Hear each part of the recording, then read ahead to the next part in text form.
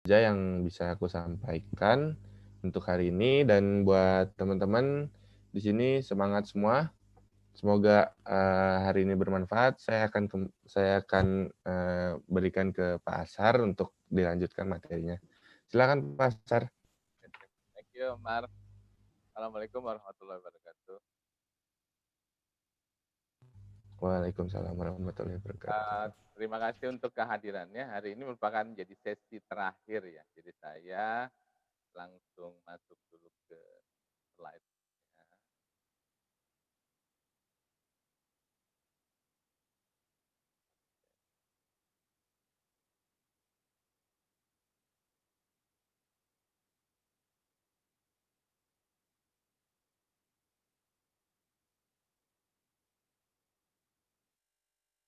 Oke.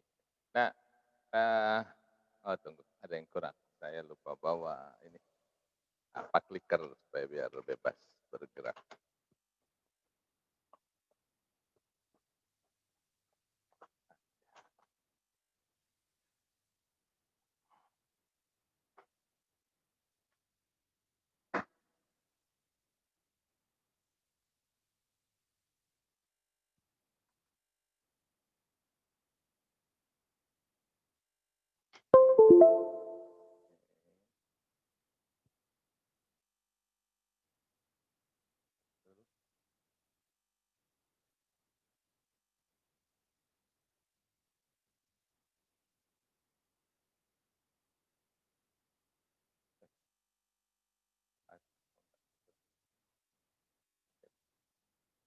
Oke, baik Bapak Ibu, perkenalkan nama saya Muhammad Ashar. Ini kalau untuk dipanggil biasa dengan Ashar. Kalau untuk memudahkan mengingat nama saya, ingat saja sholat Ashar. Ya, jadi gampang. Eh, untuk menggambarkan kira-kira saya uh, lulus masuk tahun 90 kuliahnya di biologi ITB, kemudian lulus tahun 95. Jadi kayaknya banyak dari teman-teman yang belum ada waktu itu kayaknya ya. Nah, pengalaman sekedar cerita aja bahwa dulu tuh pilihan pertama saya waktu masuk kampus itu adalah pilihan pertama adalah teknik industri. Pilihan keduanya adalah biologi. Kenapa biologi? Karena waktu itu nggak tahu apa jurusannya, yang jelas biologi nggak cocok, pertambangan segala macam nggak cocok lah, kimia bunuh diri, fisika pasti nggak lulus gitu ya, matematika apalagi. Jadi waktu itu setelah dikalkulasi, oh kebetulan guru biologi saya itu cantik dan baik cara ngajar. Nah, pertimbangan akhirnya itu aja masuk. Nah, awalnya itulah problem sebenarnya, awalnya sih oke. Di tahun pertama kita ada tahap persiapan bersama namanya di ITB, sebagian besar kampus juga sekarang menganut itu, eee, nilai saya bagus-bagus ya, saya masih bisa dapat B, bisa dapat A gitu ya. Tapi begitu masuk jurusan di semester 3 maka IP saya itu langsung drop ke 1,9. Semester berikutnya 2,1, pokoknya cuma 2 aja, 2 dipertahankan. Karena memang pada dasarnya itu udah pasti nggak cocok jurusannya, eee, hingga, saya punya IP itu kalau tidak ada mata kuliah pilihan, maka saya IP-nya hanya berada di 2,68. Nah bayangkanlah, memang waktu zaman itu IP sih rendah-rendah memang ya, orang mainnya sekitar 2,2 begitulah banyak yang. Tapi masalahnya kampus-kampus lain itu udah 3 gitu. Sehingga, yang jadi masalah adalah bagaimana caranya kita bisa bersaing untuk masuk kerja. Kalau IP-nya aja kemudian jelek begitu, gitu ya. Nah, sehingga yang pertama yang harus saya lakukan, jadi sebelum saya keluar, ini buat teman-teman yang belum keluar adalah, saya kemudian harus punya, tugas akhir yang praktikal dan berada di company yang besar, kira-kira begitu. Nah, akhirnya saya masuklah di, waktu itu di PT Inco, sekarang jadi Vale, ini perusahaan Kanada kan ya, yang bergerak dalam bidang nikel. Nah, bang kerja di sana selama 3 bulan, dapat dapat, keterangan magang segala macam, ternyata itu nanti akan berguna di belakangnya buat saya ya. Itu satu. Yang kedua, karena IP saya cuma, eee, 2,68, sehingga udah pasti dosen nggak mungkin, jauh lah. Mau jadi peneliti apalagi, mau dapat beasiswa nggak mungkin. Jadi yang mungkin saya itu adalah harus bisa kerja di perusahaan umum. Nah, maka saya harus buat CV-nya bagus karena saya nggak mungkin bersaing dalam bidang IP, jadi saya harus bersaing dalam bidang organisasi dong. Nah, dari sanalah saya buat CV saya itu dalam bentuk agak sedikit, unik, yaitu semua organisasi yang saya ikuti saya masukin. Misalnya, saya itu menjadi komandan upacara di 17 Agustusan di RW saya. Saya tahu bahwa tidak semua orang punya RW melakukan acara 17-an. Tidak, bahkan sekacamatan aja belum tentu, kecuali di kacamatan itu sendiri. Ya, sehingga ini masih unik. Saya tuliskanlah bahwa saya menjadi komandan upacara selama 3 tahun berturut-turut. Dalam bahasa Inggrisnya sih masih keren lah. Ya, sehingga orang waktu itu nanya, "Ini apa ya?" Kayak gitu. "Oh, saya jadi komandan upacara." "Komandan upacara? Kok bisa?" Nah, di situ saya ceritakan.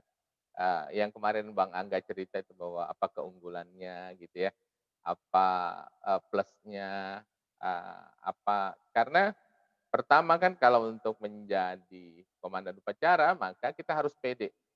Dan saya ngerasain sendiri itu bahwa gimana caranya menghilangkan getaran, melangkah aja bisa bergetar di sekeliling pandangan orang kan. Kedua, urutannya harus benar supaya otaknya harus bersih gitu. Kalau kalau kita gugup dikit, wah pasti bisa blank tuh, bisa jadi bahan tertawaan seumur hidup. Jadi, pede. Kedua itu memang, apa namanya, melatih kepemimpinan, leadership. Nah, poin-poin itu yang kemudian saya masukkan dalam, CV saya. Yang kedua, saya tahu bahwa saya mau melamar ke, perusahaan-perusahaan karena saya bagian terakhirnya itu saya meskipun saya biologi, terakhirnya adalah ekologi, ya. Nah, saya, apa namanya, tuliskan di sana satu mata kuliah yang, namanya itu ekologi bentang alam. Nah, di sana itu kita belajar tentang menggunakan peta digital. Jadi peta digital gampangnya itu, ini peta air dalam bentuk digital gitu ya, udah di-scan lah. Ini di LIPI sih kita belajar, di-scan. Kemudian ada peta udara, ada peta tanah, ada peta apa, macam-macam peta-peta itu yang digabung. Nah, yang saya jual itu adalah bagaimana menggunakan peta itu, bagaimana membuat peta itu. Jadi, saya buatin bahasa Indonesia rapiin dulu, kemudian dalam bahasa Inggrisnya jadi keren. Dan ternyata itu kemakan. Saya pertama kali ya nih, sekarang, saya pertama kali keterima itu di sini ada. Pertama kali keterima di Toyota Astra Motor di tahun 96. Saya lulus tahun 95 bulan April, bulan Oktober, lulusnya wisuda. Kemudian saya keterima kerja itu di bulan April kira-kira, bulan April, bulan Mei. Jadi saya cuma bolong 5 bulan. Nah, selama bolong 5 bulan itu saya kerja itu, gabung di perusahaan pembuat tas punya teman saya. Saya bantu untuk marketingnya, sekalian belajar segala macam gitu ya. Nah, itu juga yang saya masukkan kemudian di CV. Waktu di Toyota Astra Motor itu, saya, eee, kerja di Toyota Astra Motor itu saya masuknya tesnya itu 2 kali sebenarnya. Tes yang pertama kemarin kalau Pak Mas Ferdi bilang, 5 kali tes gitu ya, nggak lulus, kalau saya sih nggak sampai segitu. Saya sih lebih pinter lah. Eee, Cuman 2 kali doang, tes pertama itu tesnya jam 9 pagi di Astra Internasional di Sunter, kemudian saya berangkat dari rumah om saya dari Kebun Jeruk itu jam 5 subuh. Kalau buat yang, apa, tahu Jakarta ya, bahwa naik, busnya itu belum ada zaman busway sekarang, Itu nyambung-nyambungnya luar biasa dan saya tiba di daerah Sunter dekat tempat tesnya itu jam 6 pagi di halte. Jadi bingung saya nggak kenal siapa, nggak tahu maksudnya jalan kalau ke sana terus mau ngapain gitu ya. Akhirnya saya nongkrong di busway itu di halte bus itu sampai sampai tergantung ngantuk itu, baru mulai jalan ke sana jam 8. Nah ternyata, mungkin karena situasinya nggak nyaman segala macam akhirnya saya tes kedua gagal. Nah tes, yang kedua kali Astra itu di Unpad saya ambil, kebetulan di sana ada job fair di Unpad, saya langsung ikut tes, segala macam. Uniknya pas tes pertama, setelah itu ada break. Waktu itu saya baru ingat, oh iya di kampus saya, di ITB itu juga ada lagi tes Bank Niaga. Nah, jadi saya setelah ke Unpad ini tes pertama, saya langsung ke Bank Niaga di sana. Udah ikut tes segala macam, eee, yang menyebalkannya itu karena di tes Bank Niaga itu bilang, "Teman-teman nanti buat yang sudah selesai tesnya, tolong tuliskan IPK Anda di sudut kanan." Kata saya, alamat saya pas sudah langsung dibuang nih berkasnya nih. Jadi begitu seleksi dia setelah itu dia bilang, "Untuk yang IP-nya di atas 3 tolong ditaruh di sebelah kanan kursi, IP yang di bawah 3 taruh di bawah di sebelah kirinya kursi." Kata saya, "Wah udah pasti nggak lolos." Akhirnya saya udah mau mau pulang nih, terus ya ini namanya jodoh ya, udah naik angkot mau pulang terus pikir-pikir, "Loh tadi tes saya Unpad kan belum selesai tuh, jangan-jangan masih bisa tes nyusul." Karena saya tahu udah terlambat jauh nih, saya ke Unpad lagi lah. Ke Unpad ternyata saya tanya petugasnya, "Mbak, ini masih bisa tes nggak?" "Oh bisa bisa kok, bisa lihat dulu, lulus nggak?" Pas lihat, oh lulus ternyata. Nah setelah itu ikut tes lah, hari itu lolos lagi. Terus dipanggillah untuk interview. Nah kebetulan ketemulah sama orang Astra, Astra pertama terus yang, "Mas ini yang ada ini nih ada Toyota Astra Motor nih, eee, produk Toyota mau nggak?" Ya udahlah, udah.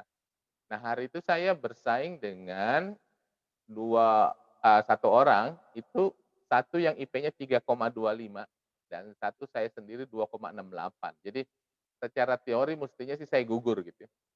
Nah, untungnya untuk grup Astra buat teman-teman ini bahwa kalau Anda melamar ke Astra maka IP tidak jadi syarat, sekolah tidak jadi syarat. Yang paling penting adalah tes Anda waktu di psikotesnya bagus, menunjukkan, kriteria-kriteria positif nanti mungkin, Mas Ferdy bisa tambahin, eee, kuat yang itu maka Anda bisa lolos, ya. Nah, waktu diwawancara itulah saya ceritakanlah tentang pengalaman jadi ini, seksi dana untuk bikin bioexpo dulu, saya menjadi komandan upacara, saya punya macam-macam, hal-hal positif lain yang saya tuliskan di sana gitu dan saya lolos ketemu sama, eee, direkturnya Astra waktu itu di Jakarta. Ini untuk yang Astra. Nah, waktu bersamaan saya udah kerja di Astra itu kira-kira 4 atau 5 bulan, saya kemudian dipanggil interview untuk Freeport. Nah, Freeport itu tawarannya waktu itu zaman itu ya keren juga. Gaji itu $2.500, tapi dolarnya waktu itu masih 2.500 belum yang 15.000 kayak sekarang. Jadi $2.500-nya, terus sekolah S2 di Australia, keren kan? Masalahnya kemudian saya ketemu sama orang bule waktu itu, yang dia lihat apa, bahwa, "Oh, so you have, learn about, how to, develop, digital map," kata dia gitu ya. "Oh, yes, so could you explain more about the, digital map that you have learned?" Gitu. Nah, saya jelaskan lah, eee, saya jelaskan itu apa yang saya pelajari sih, cuman dalam bahasa saya sedikit hati-hati sehingga kesannya itu kayak keren banget. Sampai saya melihat wajahnya itu amazed banget sama saya, "Oh gitu, oh really? So I think you have meet with my director, but I'm really sorry he's still, on the, dinner time. and so we will wait for him for 30 or 40 hours kita, 40 minutes gitu. Terus pikir-pikir, gelo ini kalau diketemukan direktur berarti udah oke nih kayaknya bisa jadi, wah kacau. Sementara waktu dia cerita itu, dia bilang bahwa nanti tugasmu itu adalah mengerjakan reklamasi lahan. Oke, bagus dong, cocok dengan bidang saya. Cuma begitu dia bilang nanti Anda punya anak buah itu suku Dani. Oh, oke, so what? Terus dia bilang, suku Dani itu nggak boleh disuruh-suruh, harus dikasih contoh. Hah? Berapa luasnya lahannya untuk reklamasi? 200 hektar. 200 hektar. Ini kalau pakai alat, pakai mesin mungkin nggak apa-apa, tapi kalau enggak, waduh gelo. Sementara Anda kan tahu Freeport ada di ujung dunia sana, ya, di Papua, sementara saya ini sudah bekerja di Jakarta yang penuh mall gitu, yang gaya dari satu mall ke mall, masukin mobil, terus ngatur, terus ketemu orang, pokoknya keren lah pekerjaan di Toyota Astra Motor sebagai area sales tuh. Nah, terus harus tiba-tiba, waduh, saya bilang, "Aduh, I'm so sorry. Kayaknya, I prefer to stay, in my current job right now," gitu. "But I think you have to wait," kata dia. Dia minta saya ketemu banget sampai "Sorry sorry, next time. Maybe, this position is, not fit enough for me," gitu. Akhirnya diskusi selesai, saya tetap stay di Toyota Astra Motor. Nah, di Toyota Astra Motor ini kemudian, eee, tahun 98 itu, krismon. Saya keluar bukan karena krismonnya sih, sebenarnya karena waktu itu, KPR pertama saya, rumah saya itu ditolak oleh Bank Danamon. Waktu itu kata alasannya adalah karena Bapak bekerja di satu dari 3 industri yang kolaps, yaitu industri, perbankan, otomotif, sama konstruksi. Nah, Toyota kan konstruksi otomotif ya. Nah, ditolak, saya kecewa banget karena saya pikir, "Wah, Toyota Astra Motor katanya perusahaan besar, perusahaan Jepang, masa kayak KPR aja ditolak?" Nah, itulah yang memicu saya untuk keluar dan gabung sama teman saya bikin usaha di Bandung. Jadi saya pulang waktu itu. Nah, ternyata usaha itu nggak berjalan bagus. Nah, ini pelajaran buat teman-teman juga sekalian ya, bahwa kalau mau bikin usaha nih, pertama pastikan memang, usahanya memang bisa menggiurkan untuk Anda join gitu ya. Anda harus pikirkan, jangan sampai pikirkan, apalagi buat teman-teman yang mau menikah misalnya, atau sudah menikah waktu itu, kayak saya waktu itu sudah punya anak, baby waktu itu, baru menikah, jadi, challenge-nya besar banget. Nah, inilah yang memutuskan kenapa saya kemudian gabung ke Dale Carnegie Training. Ini sebuah perusahaan international company, untuk bidang training. Di sini saya, gabung menjadi junior sales manager. Di Toyota Astra Motor waktu itu gaji saya 2 juta plus dengan kalau traveling ke wilayah Sumatera, maka saya dapat tambah 500. Jadi zaman itu 2,5 juta. Itu Mas Ferdi waktu itu kan 1,4 juta itu di tahun berapa tuh tadi, di tahun 2000-an ya. Saya 2,5 juta nih kira-kira di tahun 96 sampai 98 tuh. Nah, kemudian masuk ke Dale Carnegie Training, gaji saya itu turun jadi junior sales manager, tapi gajinya itu hanya 1,4 juta. Karena waktu itu memang, pertama orang nggak terlalu yakin ini jualannya bisa bagus apa enggak, ya. Eee, Guys, ini nggak apa-apa ya, aku cerita pengalaman dulu ya, karena biar memasukkan nanti materi itu bisa membayangkan ini adalah, eee, link ke materi-materi juga, ya. Nah, begitu masuk ke Dale Carnegie, eee, prosesnya itu disitulah proses pembuktian diri kita sih sebenarnya, bahwa kita sebenarnya bisa diakui apa tidak. Kalau sebentar, lanjut, oke, sip. Thank you Om Ferdi. Tadi. Nah, waktu di Dale Carnegie Training itu, maka saya harus jualan, mau nggak mau kan. Nah, di sana itu bayangkanlah saya punya tim ada 11 orang, yang di atas umur saya itu ada 3, terus sisanya, ada beberapa yang sama, sisanya di bawah. Nah, problemnya itu adalah mereka itu sudah jago-jagoan lah untuk kategori sana, sehingga, waktu saya masuk itu misalnya saya bilang, "Nanti saya ikut anu ya, ikut ikut join visit ya ke customer," kata si sales saya, tim saya itu bilang, "Udahlah nggak usah Pak, Bapak sini aja, paling 3 bulan juga keluar Bapak." Ternyata di posisi saya ini posisi panas, banyak yang orang keluar masuk. Sehingga dalam 8 bulan pertama kerja di, Dale Carnegie Training ini, saya hampir keluar. Nah, saya itu mengeluh setiap hari sama teman saya yang sama-sama pulang ke Bandung di kereta itu cerita, ngeluh lagi, sampai akhirnya dia bilang begini, "Sar, lu daripada ngeluh-ngeluh sendiri, kalau lu nggak tahan keluar aja." Ini kayak petir banget tuh di siang bolong di kereta api, iya ya, geprek, masa saya mengeluh sih? Masa sih saya kalah gitu? Waduh, saya langsung bilang, "Ini putuskan dulu mau lanjut apa enggak," gitu ya. Nah, akhirnya saya putuskan lanjut. Nah, kalau lanjut berarti pertama no complaint. Saya janji, saya nggak bakalan cerita lagi sama teman saya itu, tentang apapun keluhan, nggak ada keluhan, satu. Yang kedua harus saya selesaikan. Jadi saya buatlah kertas gitu, saya buat peta. Dari 11 orang ini saya pecahkan, 3 orang yang sudah lebih senior saya, oke, ini saya taruh di belakang. Yang pertama yang saya harus dapat adalah 1 orang informal leader ini, kalau saya dapat ini maka 4 di bawahnya dapat, 1. Yang kedua yang ini, yang ketiga ini saya bagi-bagi tuh. Nah, kemudian saya lihat apa kelemahan, kelebihannya, apa, problem saya. Jadi saya baru 4 tahun kerja berarti waktu itu ya. Nah, inilah yang kemudian saya susun rencana dan ternyata tahun pertama jualan kita naik 20% daripada tahun itu. Nah, aku bilang, "Oke," saya bilang sama tim saya, "Kita akan buat tahun depan itu naik 100%." "Ah, nggak mungkin lah."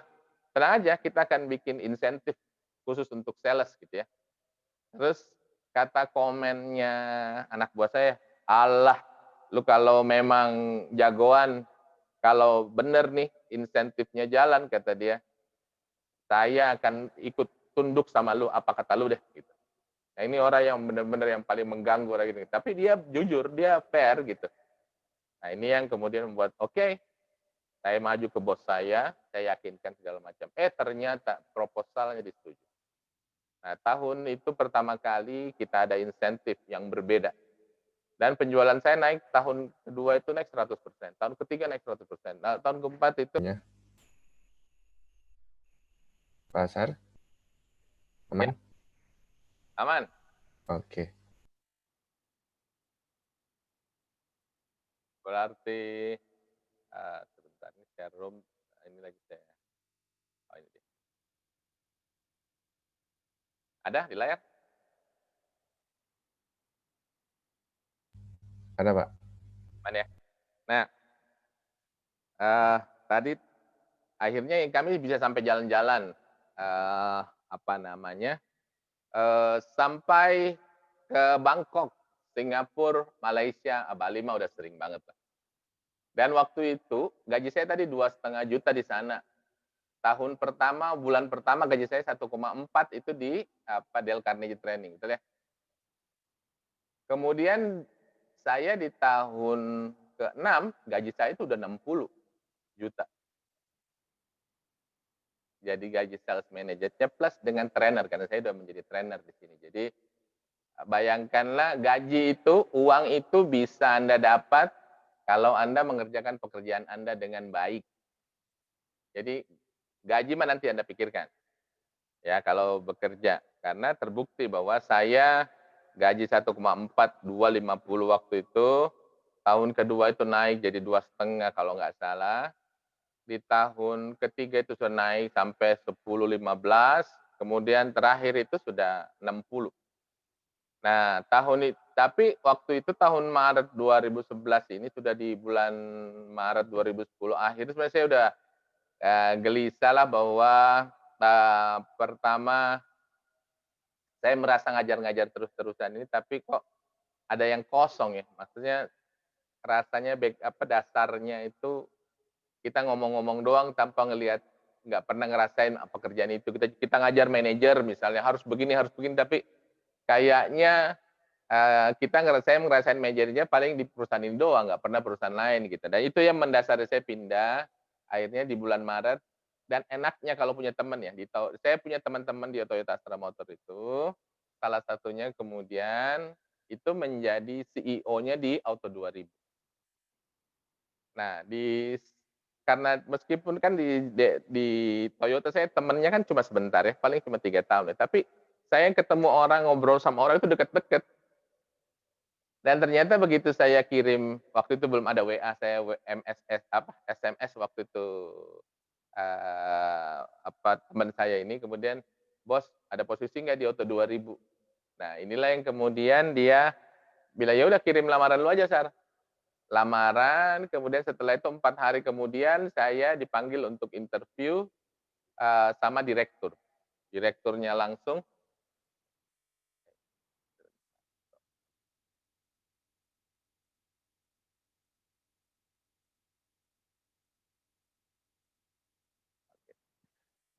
dan inilah yang membuat saya menjadi, learning center department head di April 2011 sampai Agustus 2016.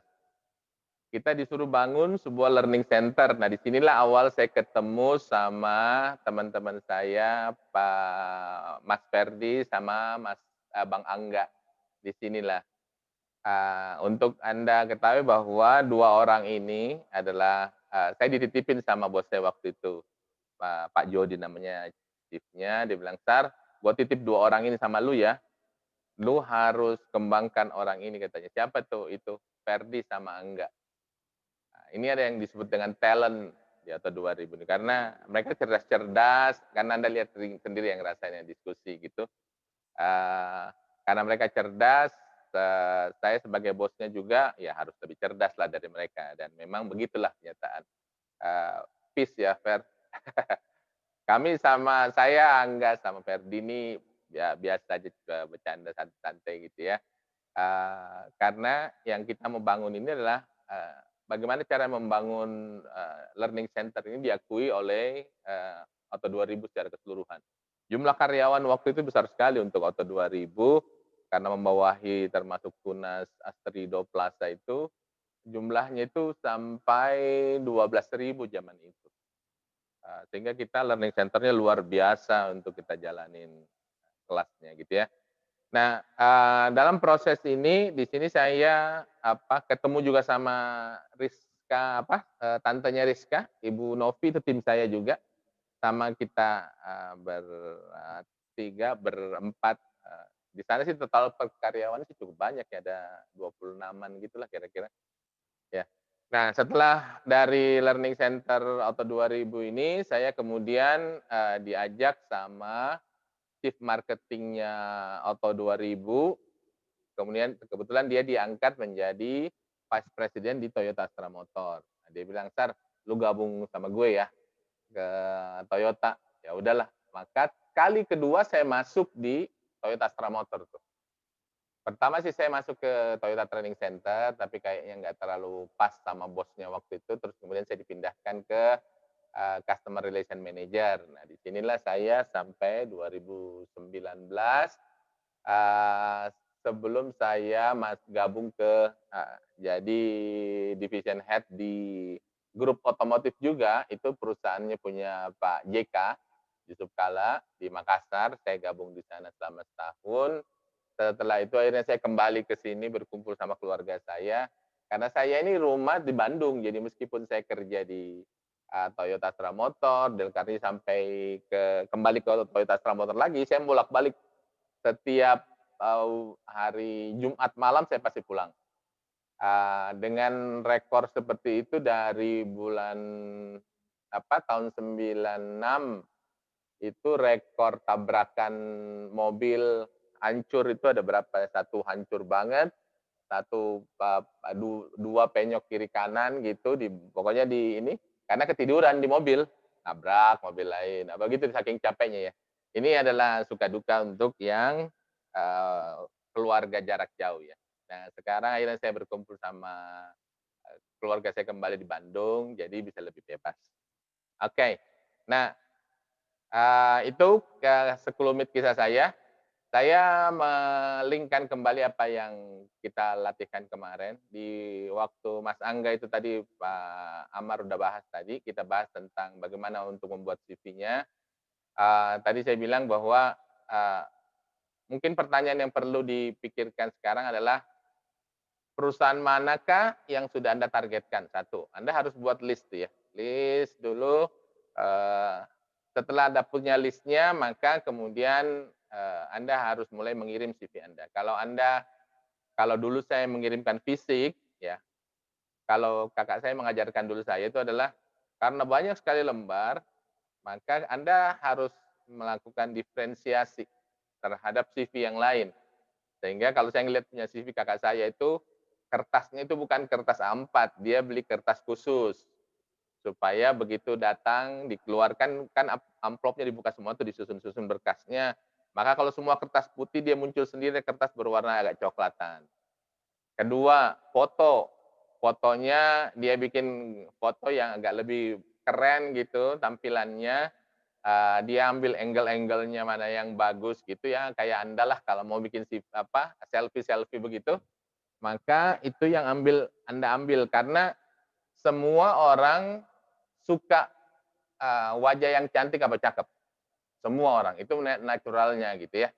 Sehingga kalau dia ngelihat orang yang cakep, meskipun mungkin, CV-nya tidak begitu bagus, tapi dia pasti pisahkan. Minimal itu akan bisa menjadi pertimbangan. Ya gitu ya. Nah, saya juga kemarin itu iseng LinkedIn lihat-lihat orang punya, ada satu cewek cakep. Pikir, "Ah, lumayan koneksi, cakep juga ya," sambil saya doakan semoga ketemu pria soleh gitu ya, yang bisa membawa ke jalan yang baik gitu. Nah ini, CV. Jadi CV itu harus terdiferensiasi dengan baik. Kedua memang Anda harus punya target nih, misalnya kayak, kemarin ya, aku bahas juga dikit ya. Misalnya di grup kita ini bertiga, aku ngelihat CV-nya Christine, ya, sorry ya Kris, kemarin aku ini juga evaluasi. Nah, Christine kan cerita tentang magang di Pertamina ya. Nah, mungkin perlu sedikit dirubah saja kalau misalnya, karena kalau saya dulu itu, aku liatin siapa perusahaan yang mau ditargetin, maka CV-nya aku bunyiin sama dengan perusahaan itu kira-kira, ya. Sehingga orang akan lihat, bagus juga nih kayaknya, boleh juga nih," gitu. Jadi, mana di bagian CV yang bagus, yang cocok dengan perusahaan itu, maka di resumenya yang saya, rubah. CV-nya mah tetap hampir sama gitu ya. Nah, sehingga begitu orang lihat resume kita, wah ini kayaknya bisa cocok nih, nah baru dia buka CV, ya. Karena kan aturannya gitu ya, ada resumenya, ada CV. Nah, yang kedua, eee, kalau menuliskan CV memang ada baiknya, tuliskanlah bukan berdasarkan persepsi kita, tapi persepsi orang. Misalnya, kalau Anda bilang, misalnya teman-teman ya, bilang bahwa saya magang di perusahaan agrobisnis misalnya ya. Nah, apa yang Anda magang di sana, di lokasi mana? Kan misalnya Anda bilang, "Oh, saya masuk dalam bidang pemasaran." Oke. Nah, di bidang pemasaran itu sebenarnya apa sih yang Anda, lihat, apa sih yang Anda pelajari? Maka Anda bilang bahwa saya magang di bagian pemasaran, itu for 3 months gitu, apa gitu.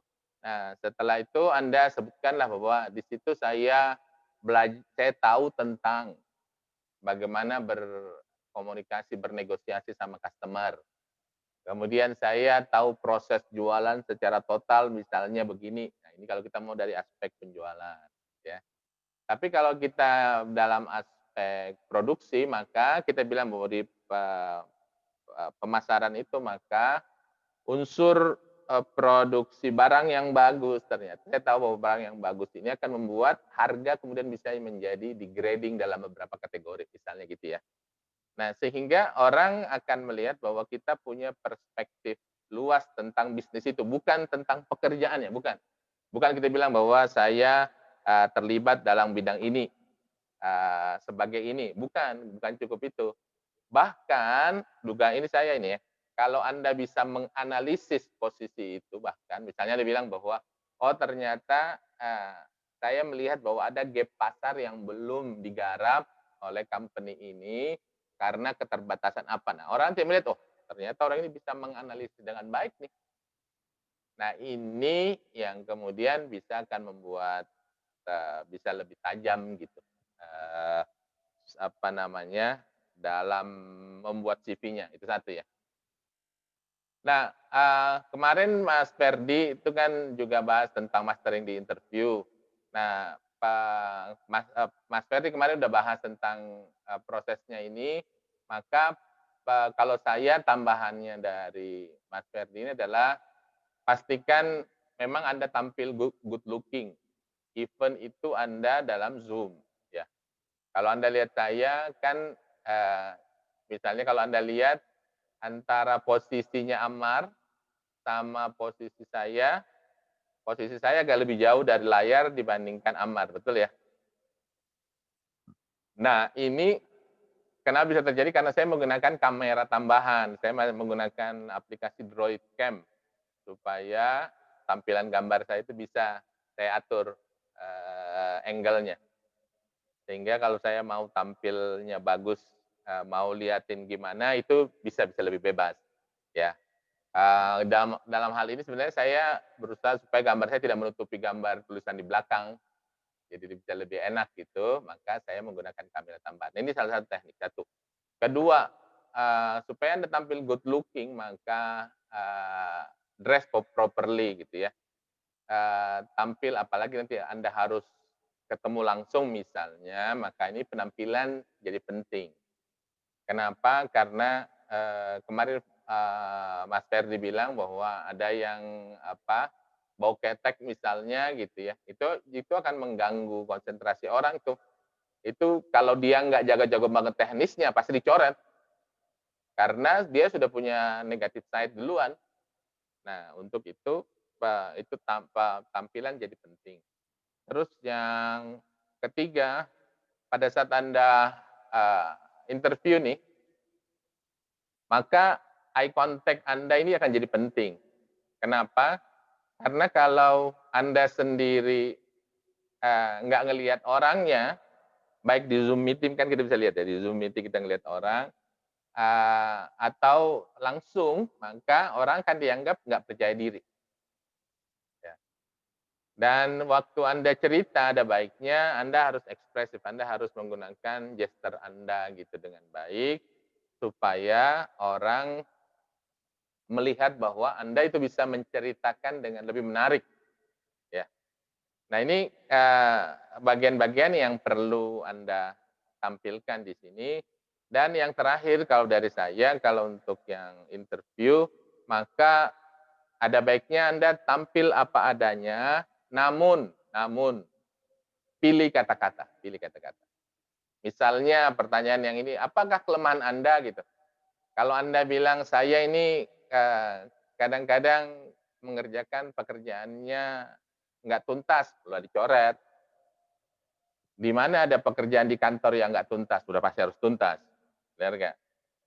Ya. Sehingga mungkin Anda menggunakan kata-kata, "Oke, saya kalau bekerja ini perlu waktu untuk mendalami dan kadang-kadang jadi sampai sangat hati-hati sehingga orang merasa bahwa pekerjaan saya terlalu lama." Itu masih jauh lebih baik.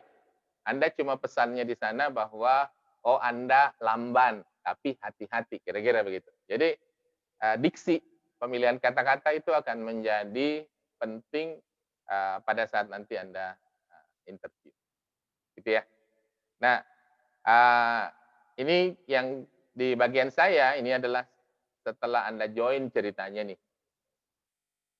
Saya mungkin nanti nggak bakalan banyak-banyak cerita di sini karena pasti Anda bilang, "Ya Pak, itu mah kan kalau sudah keterima, kalau belum mah percuma juga," gitu ya. Ya, ini minimal minimal Anda membayangkan bahwa setelah Anda bekerja, atau paling tidak ini adalah doa untuk Anda bahwa kita berasumsi bahwa Anda sudah keterima, gitu ya. Nah, teman-teman, ini tadi. Nah, yang Anda harus tahu sekarang ini adalah pertama, pilihan company dulu. Kalau berdasarkan dari hasil evaluasi kemarin selama pandemik, maka kita lihat bahwa ada the rise and the fall. Ada perusahaan yang kemudian naik, ya. Ada perusahaan yang terjun bebas. Yang terjun bebas salah satunya adalah travel, udah pasti, hotel, hunian tinggal 10 apa 20% gitu. Ya gimana mau rekrut orang? Udah pasti nggak mungkin. Terus yang berkembang naik banget ya Indomaret sama Alfa lah. Selama kita di rumah kan, maka kita paling sering belanja di sana atau belanja online. Nah, yang the rise ini ada tolong pilih. Coba lihat kalau dulu saya kalau zaman mau cari kerjaan nih ya, atau cari jualan sales nih, saya itu ke Alfamaret, ke Indomaret itu ngelihat barang-barang mana yang paling banyak laku. Kemudian saya putar belakang botolnya itu, di sana tulisannya produksi PT. Misalnya PT Kino Indonesia. Ya. Ini berarti itu yang saya ambil namanya, catat, cari di internet. Cari alamatnya gitu ya. Nah, zaman dulu itu saya harus cari di buku Yellow Pages. Anda mungkin udah nggak ketemu lagi Yellow Pages ya. Saya nyari namanya tadi misalnya PT Unilever Indonesia gitu. Maka cari di Yellow Pages itu alamatnya Unilever. Nah, itulah yang kemudian saya ambil untuk kirim CV. Tulisannya kepada bagian HRD Unilever Indonesia, jalan apa gitu ya. Nah, itu saya kumpulkan tuh. Pokoknya target kalau Anda harus ngirim lamaran tuh ya 100 lah. Itu paling sedikit Anda kirimkan. Kenapa? Karena teorinya kalau di sales nih, kalau Anda kirim flyer, yang kemungkinan respon nanya, oh iya terima kasih ya, itu hanya 1%. Jadi kalau 1000 itu cuma sama 10 berarti. Kalau 100 itu berarti cuma satu berarti. Jadi kalau Anda mau nyantol, ya minimal 100 yang Anda kirim. Nah, coba cek sudah sampai 100 belum LinkedIn Anda yang Anda dapat. Kalau belum, maka ini yang The Rise ini tolong lihat di LinkedIn lagi. Kemudian klik HRD-nya atau talent acquisition itu atau recruitment misalnya ya. Itu Anda klik-klik di sana namanya, connect sama orangnya, kemudian lihat activity-nya. Nah, nanti Anda ketemu kayak kemarin saya lupa kemarin ini save. Misalnya saya kan lagi mau cari ke order nih untuk training tahun depan, maka saya kemudian udah mulai link nih sama HR macam-macam. Nah, salah satunya misalnya kemudian Bank BJB misalnya. Di Bank BJB ini HRD-nya ternyata dia ada activity-nya itu melihat dia buka lowongan khusus untuk IT, tapi ya kalau di sini ada IT boleh tuh. Terus dia juga link, ternyata dia like untuk perusahaan yang buka posisi trainer untuk fresh graduate. Ya. Jadi ternyata di activity mereka itu dia akan link kemana-mana sehingga kita bisa lihat jangan-jangan dia tag juga orang-orang yang lagi buka lowongan pekerjaan. Ya. Nah, sehingga ini bisa Anda cek. Kenapa? Karena Anda bekerja di sini, maka secara gaji pasti akan bagus. Untuk yang the fall, ini kemungkinan akan melakukan rekrut, tapi belum sekarang. Kalau vaksinnya jalan, orang udah mulai divaksin nanti di Januari prosesnya, maka mestinya di semester kedua ini kemungkinan baru bergerak. Ya, jadi kalau bidang ini bisa, gitu ya. Nah, sekarang bidang apakah yang kita mau kerjakan di perusahaan? Nah, untuk teman-teman nih, maka, bagian-bagian, utama ini berdasarkan Porter nih ya, Michael Porter, konsep value chain. Bahwa diketahui supaya kita bisa memberikan bagian value, kalau di asli konsepnya kan margin di sini ya. Margin di sini, maka kita ada 2 aktivitas utama dalam perusahaan, yaitu primary, ini yang utama. Primary itu berarti bahwa langsung menghasilkan uang, ya, langsung berkontribusi pada margin besar di sini.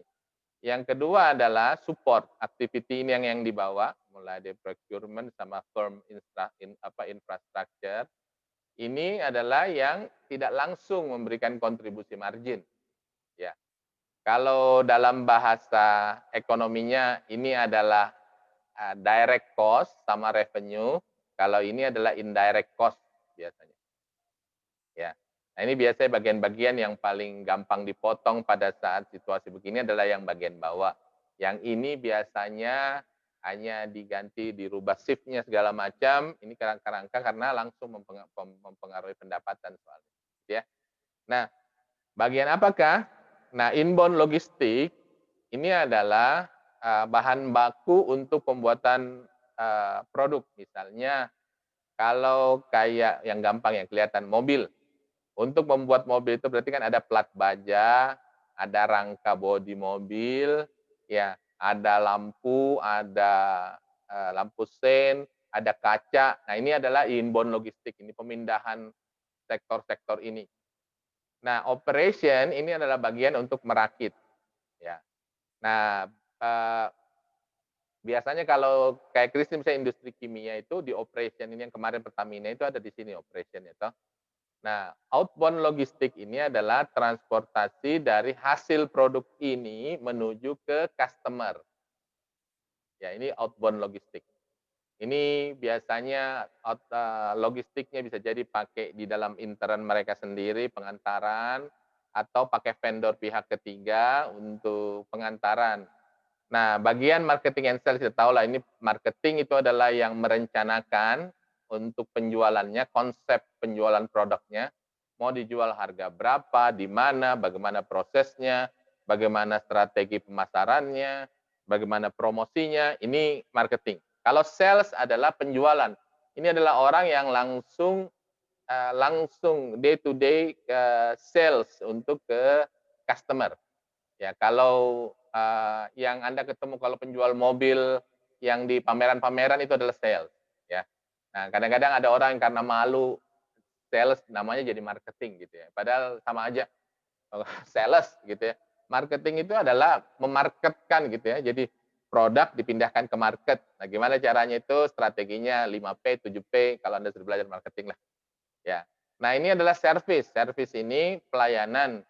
Pelayanan ini yang ketemu kalau ada yang komplain, ada yang nggak puas, terus ini adalah bagian, yang, bagian servis gitu ya.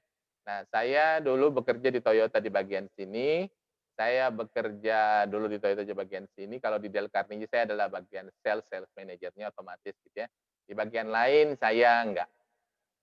Nah, bagian support-nya ini ada procurement, ini adalah bagian dari, eee, logistik juga modelnya, tapi dia adalah pada pembelian, mulai penyiapan, pembelian bahan, penyiapan kontrak, apa segala macam, sampai pengecekan material, sampai pemasangan material, kira-kira begitu. Ini teknologi development, ini IT, sistem, ya. Human resource ini, di human resource ini ada bagian utamanya itu adalah sekarang namanya, HR operation, itu yang ngurusin payroll, database segala macam, sakit, terus IR, IR itu bagian yang kedua, industrial relation, biasanya gabung sama legal dulu, Bang Angga di sini. Kemudian ada bagian learning and development atau training and development, ini bagian, Mas Ferdi dulu sama saya juga, terus Bang Angga gabung di sini. Terus ada bagian, PPM, ini adalah performance management yang ngurusin tentang bagaimana, perkembangan orang ke depannya. maunya di gimana, bagaimana cara ngembanginnya, itu kerjasama sama learning and development, sama bagian rekrutmen. Rekrutmen biasanya digabung, rekrutmen, training itu biasanya digabung jadi satu tergantung dari organisasi. Nah, firm infrastructure ini adalah accounting, manajemen di sini masuk dalam firm infrastructure gitu ya. Nah, ini adalah bagian-bagian yang karir Anda ke depan. Nah, mungkin Anda nanya, "Pak, kalau manajemen training ada di mana?" Manajemen training itu biasanya akan masuk di sini dulu, ditempatkan di human resource dulu. Kemudian setelah lolos dari trainingnya, misalnya dapatkan training selama 1 bulan gitu ya, di human resource. Biasanya nanti dikirim pindah-pindah. Nanti penempatannya itu bisa. Pokoknya orang MT itu kalau dia program setahun, ada program 2 tahun. Kalau program setahun maka 3 bulan dia training, sisanya 9 bulan itu akan pindah-pindah mulai dari inbound, operation, outbound, marketing, service, ini ke semua bagian kecuali IT karena IT itu spesialis ya. Nah, biasanya itu dipindah-pindahkan. Kenapa? Supaya Anda paham pertama konsep besarnya, satu. Yang kedua, Anda tahu bidang manakah yang Anda paling berkembang. Karena setelah itu nanti akan dievaluasi dari bos-bos Anda, bekas bos-bos Anda di tempat-tempat itu. Nanti kalau bos Anda bilang, "Oke, kayaknya anak ini bagus di sini nih, gue suka nih," misalnya ya, yang lain juga komen, "Oke, berarti dia cocok hampir semuanya." Nah, tinggal anak itu yang tanya, "Lu dipilih yang mana nih?" Nah, kalau Anda memilih, "Oh, saya maunya di marketing," oke, Anda tempatkan marketing gitu ya. Nah, itu biasanya juga kalau Anda ternyata nggak cocok di semuanya, atau MT kurcok namanya, MT kurang cocok, berarti Anda, akan ditanya, "Ini kayaknya agak susah nih kalau Anda di sini nih," gitu. Kemungkinan besar Anda nggak lolos dalam program, biasanya begitu, oke? Nah, sekarang nih saya mau, eee, nanya buat sama teman-teman, ya. Ini, tolong jawab di chat aja, supaya saya tahu apakah Anda masih hidup apa tidak. Yang pertama adalah, itu pekerjaan di kantor selalu jelas dan struktur nggak sih? Ya atau salah? Benar apa salah? Coba deh, teman-teman. Salah, oke. Christine, thank you. Rizka, salah, oke, good, thank you.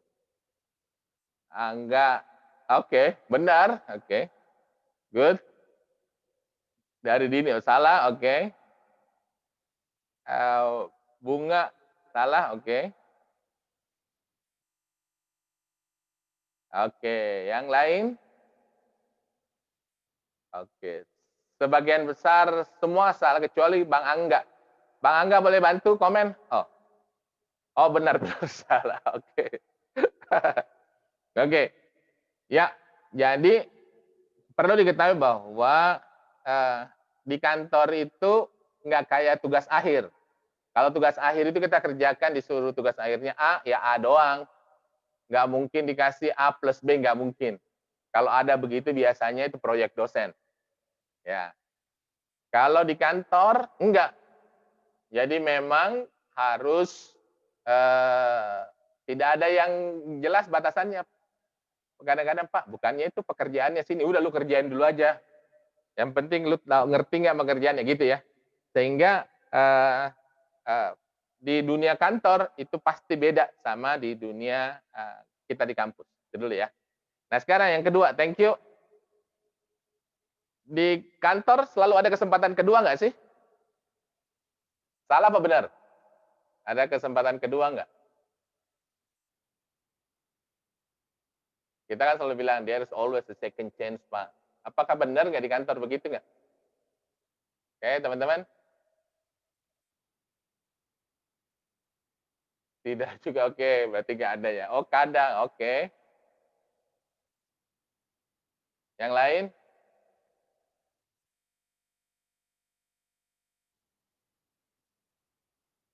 Oke. Pak Bang Angga ada. Bunga, Nada, Rizka. Eka. Oke, yang belum ada yang lain, apalagi yang lain? Oke, baru Bang Angga terakhir ini. Kayaknya ada. Oke. Tergantung bos, oke. Oke. Nah, tidak semua orang seberuntung yang dikatakan oleh Angga. Ya, ini salah satu juga misalnya aduh CEO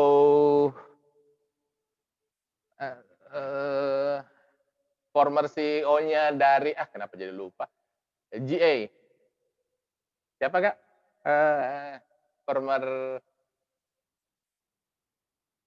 GA, former CEO-nya GA. Nah, ini dia beruntung waktu dia megang GA, salah satu divisinya kan terbesar itu salah satu adalah kimia, ya. Nah, di bagian divisi kimia itu dia yang megang Jack Welch, sorry. Jack Welch itu betul, thank you, Kak. Jack Welch itu memegang divisi itu, dan waktu dia pulang dia lupa mematikan sesuatu, itu something dalam bukunya cerita begitu ya. Ternyata itu mengakibatkan kebakaran lab-nya. Dan kerugiannya ternyata itu kira-kira $2 juta gitu lah ya, disebutnya di buku itu ya. Nah, waktu itu tapi si bosnya ini tahu bahwa si Jack Welch ini memang orang hebat banget gitu, talent banget ya. Karena dia memegang gelar PhD untuk 2 gelar itu di umur 31 sekitar around 31-an lah. Jadi memang sangat mudah sekali 2 gelar dan memimpin divisi dari ilmiah gitu ya, research. Dan dia udah bilang, waduh kacau nih, gue udah keluar, udah pasti dikeluarin, udah siap lah. Jadi pagi hari itu dia dipanggil bosnya, dia datang mengharap, itu sudah bawa dengan surat resign. Bahwa dia gagal, dia salah. Terus bosnya bilang, di bukunya itu dia bilang, dia nggak sebutkan nama bosnya, dia nggak tahu kenapa alasannya gitu ya.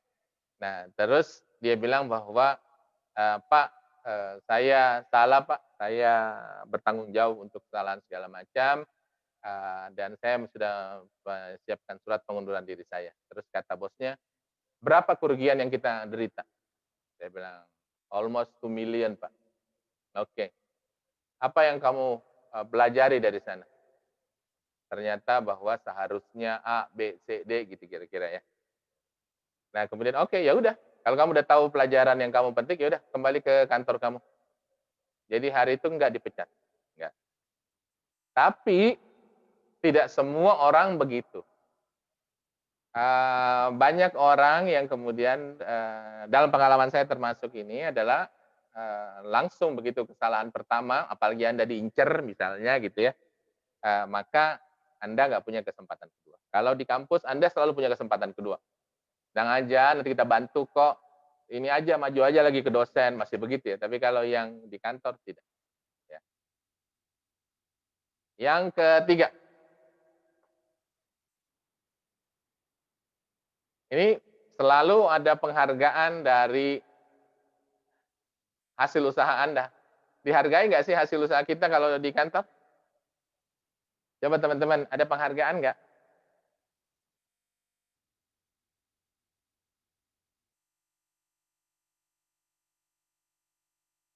Coba, tidak selalu, oke. Thank you Rizka.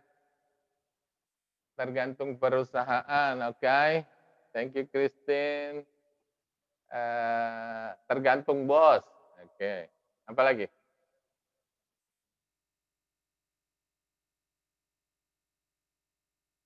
Yang lain belum nih. Ayo guys. Siapa lagi? Hasna. Belum. Hilman. Ya. Oke, belum tentu. Oke. Thank you, Hilman. Nah, ini yang kenapa saya masukkan ke sini karena supaya nanti Anda nggak frustasi di dalam kantor nanti kalau kita udah capek-capek nih begadang nih ngerjain datanya sana sini, banting tulang, telepon sana sini gitu.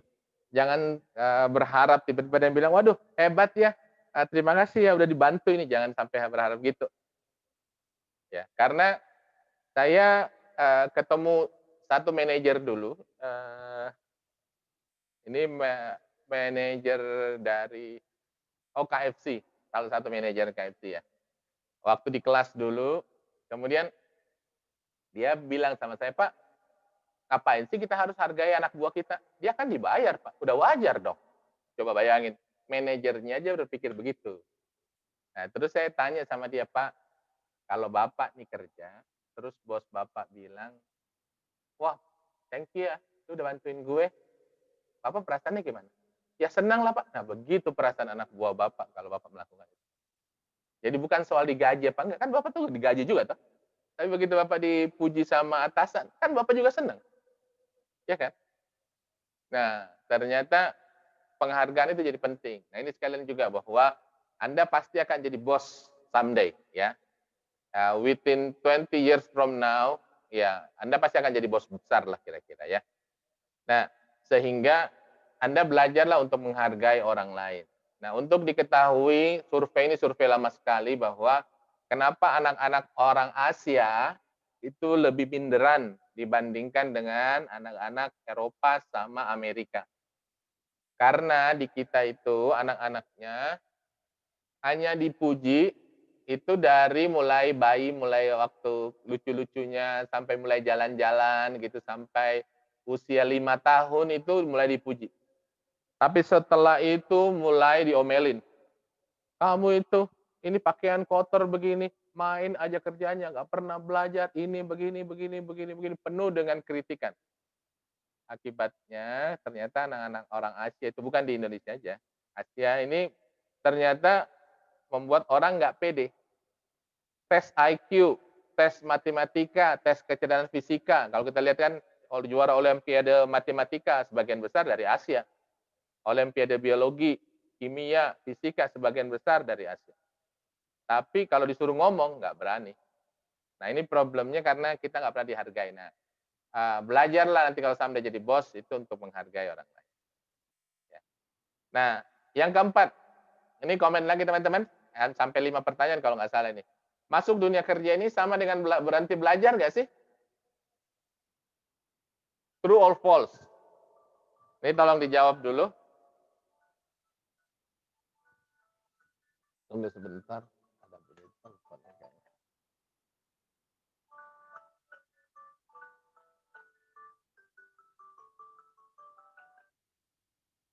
Yes, Ton. Waalaikumsalam, Ton.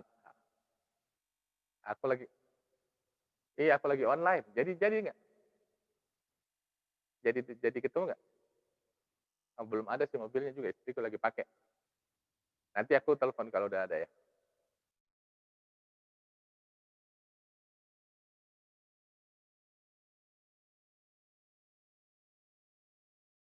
Untuk para peserta mohon ditunggu ya karena ada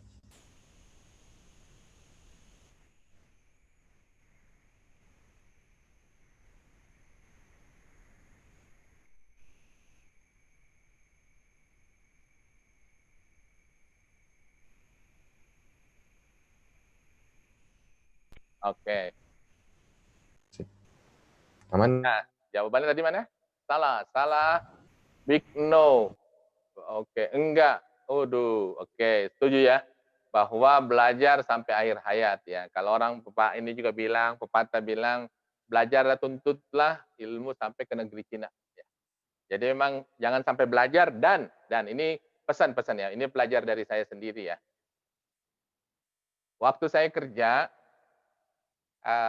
saya kan harus pulang setiap hari Jumat malam. Kembali lagi biasa Senin subuh. Nah, berarti kalau saya dulu kalau mau ikut kuliah Sabtu, maka saya akan mengorbankan hari Sabtu saya itu untuk kuliah, bukan untuk anak-anak saya sama istri saya. Dan harganya terlalu mahal buat saya kalau saya mau melakukan begitu. Sehingga saya nggak ikut kelas gitu. Kalau di kantor, kalau kita mau ikut kelas malam nih, Senin sampai Jumat, maka berarti saya harus buru-buru pulang, berangkat segala macam. Nah, sementara waktu itu jenis pekerjaan saya, nah ini lebih banyak excuse-nya kadang-kadang, sehingga nggak ikut kuliah. Apa yang terjadi? Maka, saya belajarnya itu lebih banyak dari informal atau lewat training biasa. Tapi buat Anda yang kalau saya karena saya kerja di dunia training, waktu itu maka saya masih punya kesempatan untuk belajar dari mana aja, ya. Tapi buat Anda yang di kantor biasa bukan di bagian training, maka, pasti belajar itu pasti terbatas banget. Jadi, pesan pertama, kalau Anda nanti sudah masuk kerja, luangkan waktu Anda untuk lanjut, sekolah magister Anda gitu ya, kesempatan untuk dapat second chance ya. Pertama, kali-kali, biasanya untuk company itu kalau Anda, kayak ada yang sempat nanya, kalau nanti jadi S2 kemudian gaji naik nggak? Berubah. Di dalam struktur, upah itu akan berubah pada dasarnya kalau Anda, melampirkan sarjana S2 Anda. Perubahannya biasanya sih memang nggak terlalu besar banget, karena yang merubah itu pada, gaji pokok, bukan pada pengali ya. Jadi gaji pokoknya. Eee, terus, yang kedua adalah, kali-kali Anda tertarik dalam dunia politik, nanti Anda jadi caleg, biasanya kalau lihat kalau foto-foto orang di jalan itu kan gelarnya panjang-panjang tuh, ya. Sehingga ya kesempatan juga minimal Anda sudah S2 gitu, adalah tinggal tambah haji di depannya lah kalau Anda mau gitu, H titik, ya, tinggal belakangnya MM gitu.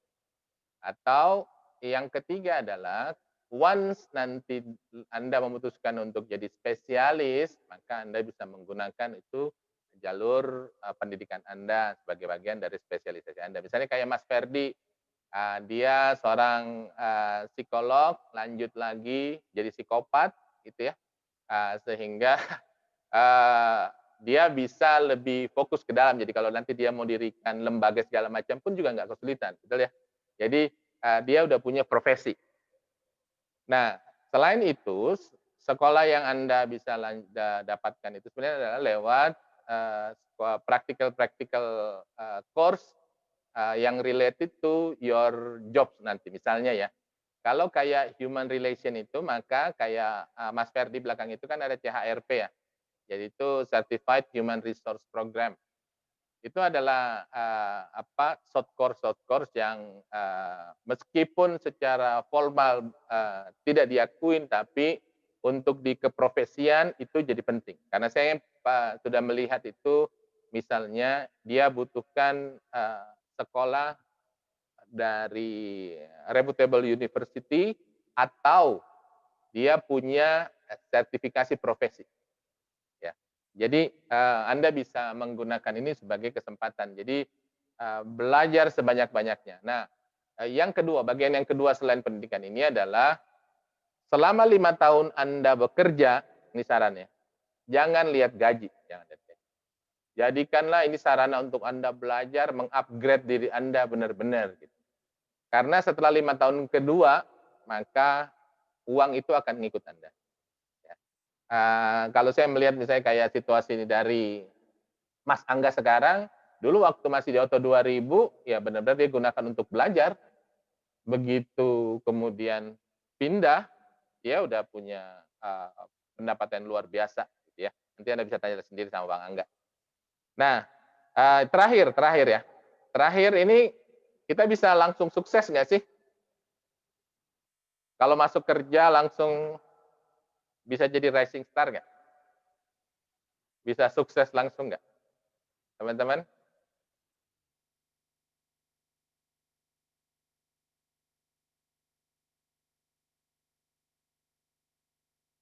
Halo? Wah, pada tidur nih. Thank you, Hilman. Oke, salah ternyata ya, oke. Ada lagi yang lain? Mungkin kalau beruntung, oke, kesempatannya kecil, oke. Tapi still have a chance lah ya. Agak susah kayaknya, oke. Oke, Rizka agak susah. Thank you. Ada lagi yang lain? Ini kayak langganannya cuma 3 ini deh. Ini Hanifah Hasna kayaknya belum ada. Fahresa, Hafiz ini kayaknya juga belum ada komen nih. Bunga, tadi ada komen Bunga di awal ya. Oke, wow butuh keberuntungan. Oke. Jadi memang dalam dunia manapun pertama itu ada dua hal yang membuat orang sukses. Satu adalah kesempatan, yang kedua adalah kesiapan. Kalau kita siap nih, tapi nggak ada kesempatan, maka kita nggak bisa sukses. Itu yang disebut dengan keberuntungan, sebenarnya kesempatan itu ya. Jadi ibaratnya kita sudah mau nonton bola nih, tapi nggak dapat tiket, maka pasti susah nontonnya, benar nggak? Tapi kalau kita sudah punya tiketnya nih, tinggal kita ngantri, kita bisa masuk nggak atau dapat kursinya pas nggak kalau nggak pakai nomor kursi gitu ya. Sehingga ini dua hal. Nah, yang kadang-kadang orang lupa adalah teman-teman lupa ini adalah bahwa kita nggak pernah menyiapkan diri kita. Jadi Anda harus selalu berpunya bermental itu bahwa pokoknya saya menunggu mobil jemput nih. Jadi saya harus menyiapkan diri saya. Pokoknya nanti mobilnya lewat apa nggak lewat urusan lain. Karena begitu kita sudah siap dan dijemput, maka itu kemudian karir bisa melesat. Kenapa? Karena di dalam karir kita ini yang menentukan misalnya pertama lingkungan kerja, kedua atasan, ketiga jenis pekerjaan. Ya. Misalnya nih, Christine kemarin cerita, ini contohnya Christine terus kemudian kemarin sempat itu ya, ditawarin untuk sales, kemudian nggak mau. Ya bayangkanlah kalau Christine masuk ke dunia sales, udahlah belum tentu cocok sama passionnya. Kedua lingkungan kerja dunia sales itu penuh dengan target dan target gitu ya. Dan kadang-kadang itu tekanannya luar biasa. Atasannya galak lagi. Ya, Christine sudah dipastikan mati dalam beberapa bulan kemudian gitu ya. Nah, tapi kalau misalnya Rizka mau masuk ke dunia HR, suka dengan passionnya, bosnya membimbing lagi. Wah, itu mah bisa cepet banget tuh. Ya, sehingga memang sukses apa tidaknya memang sangat tergantung dari kesiapan sama kesempatan. Ya, thank you guys untuk surveinya. Sip. Nah, Bapak Ibu, ini ada bagian yang saya mau gambarkan sedikit bahwa kita punya seminggu itu ada 168 jam seminggu ya. Ini berarti 24 dikali 7 hari kira-kira ya. Nah, sekarang saya mau memperlihatkan bahwa waktu kita ini banyak habis di pertama 40 jam ini waktu kerja kita. Kerja biasanya rata-rata ada yang sampai 6 hari kerja, ada yang 5 hari kerja gitu ya. Ini sama dengan 24% dari hidup kita. 4 jam lagi ini transit, ini perjalanan segala macam ya. Terus tidur 56 jam, 7 jam untuk dandan. Ini kalau wanita mungkin bisa lebih lama lagi nih, kalau di malam minggu kayaknya terutama nih. Makan 7 jam, sejam sehari gitu ya. Terus ini 54 jam waktu free time. Ya, ini ada 54 jam nih ya. Nah, kenapa saya mau cerita ini? Karena di sini letak masalah kehidupan nanti teman-teman. Ada orang yang nggak bisa kontrol waktu kerjanya, di sini 40 jam ini, apa yang terjadi kemudian? Maka dia bekerja sampai malam, makan waktu malam. Karena kan transit agak susah ya, kalau di Jakarta misalnya Anda perjalanan, susah lah ngurangin 2 jam gitu menjadi 1 jam sih agak nonsens, kecuali tengah malam Anda pergi dan pulang gitu ya. Nah, makan juga rasanya sejam janganlah. Terus, grooming ini juga ya. Tapi waktu tidurnya kemudian kemakan di sini ya. Apa yang terjadi dengan waktu tidur? Karena terlalu sedikit waktu tidur, maka terlambat bangun, maka dia grooming-nya jadi lebih pendek, atau makannya kemudian jadi buru-buru, atau kalau enggak ini tetap sama, ini, waktu senggangnya yang habis. Waktu senggang ini termasuk kalau sudah Anda nanti berkeluarga, maka waktu dengan keluarga Anda kemudian yang hilang. Nah, bayangkanlah kalau waktu keluarga Anda yang hilang nih, sekarang mungkin Anda belum ngerasain awal-awal ya, anak masih kecil nanti gitu ya, kalau sudah mulai menikah. Tapi yang kemudian terjadi adalah waktu Anda habis ke makan, tiba-tiba 20 tahun selesai. 20 tahun anak-anak sudah besar, Anda nggak pernah ngobrol, nggak pernah komunikasi, akibatnya Anda kehilangan. Anda dapat pekerjaan, tapi keluarga Anda hilang. Mana yang lebih berharga? Kalau sekarang Anda jawab pekerjaan mungkin, tapi nanti someday kalau dalam posisi seperti saya nih, maka Anda kemudian bilang bahwa kayaknya benar keluarga yang harus dibilang. Dan saya sudah ketemu banyak sekali orang yang usia saya atau lebih dari saya atau lebih kurang sedikit dari saya, selalu menyesali karena terlambat untuk, konsentrasi ke keluarganya, ya. Anak-anak itu waktu kecil Anda harus peluk-peluk, Anda harus sayang-sayang, harus ngobrol-ngobrol. Begitu dia masuk SD, SMP itu Anda harus tetap ngobrol, sampai SMA itu Anda harus gandeng, Anda harus masih bisa peluk dia. Kenapa? Karena itulah cara untuk mendekatkan Anda sama dia. Jangan sampai kemudian nanti nih cerita ya, ini satu cerita story, sad story, pelajaran bahwa ada seorang tua di akhir masa hidupnya itu nggak dekat sama anak-anaknya. Dia meninggal sendiri, anak-anaknya di mana-mana gitu. Nggak ada yang nengok, waktu sakit nggak nengok, sampai meninggal juga ya nengok sih anaknya pasti meninggal gitu. Tapi apa yang didapat buat orang itu nggak ada. Padahal waktu mudanya dia berkomitmen untuk menghabiskan waktunya itu untuk mendapatkan uang buat keluarganya. Tapi di akhir hayatnya, hidupnya malah nggak dapat apa-apa. Apa iya? Ya. Nah ini yang hati-hati bahwa jangan sampai kita ngejar pekerjaan tapi kita kehilangan kebahagiaan keluarga kita gitu ya. Ini yang bagian yang penting nih. Jadi kalau Anda mau bekerjalah dengan baik, efektif 40 jam sampai jam 8 sampai jam 8 pagi sampai jam 5 sore harus selesai pekerjaan Anda. Kalaupun Anda lembur-lembur dikit mungkin sambil tunggu macet lewat, Anda selesaikan sampai jam 6 misalnya gitu ya. Tapi jangan pernah tunda pekerjaan, jangan pernah abaikan pekerjaan, kerja dengan smart supaya Anda bisa menikmati semua proses hidup Anda. Ini sama berlaku dengan bukan untuk keluarga doang, untuk teman. Ya, kita dulu saya salah satu menyesal juga nih sekarang nih. Seandainya saya dari awal banyak terlibat di teman-teman saya dulu, mungkin saya punya akses usaha segala macam bisa lebih cepat daripada yang saya harapkan.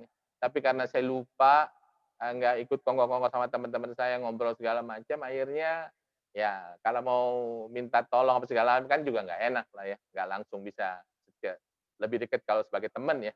Nah ini juga poin yang perlu Anda ingatkan. Oh iya, by the way jam berapa sekarang? Sekarang setengah 12, Pak. Oke. Saya cepat terakhir aja, ini bagian yang kita kembangkan ke depan bahwa kalau Anda staff sekarang ini adalah konseptualnya lebih sedikit, kemudian relationship-nya banyak, ini makanya harus Anda kerja di kantor nih.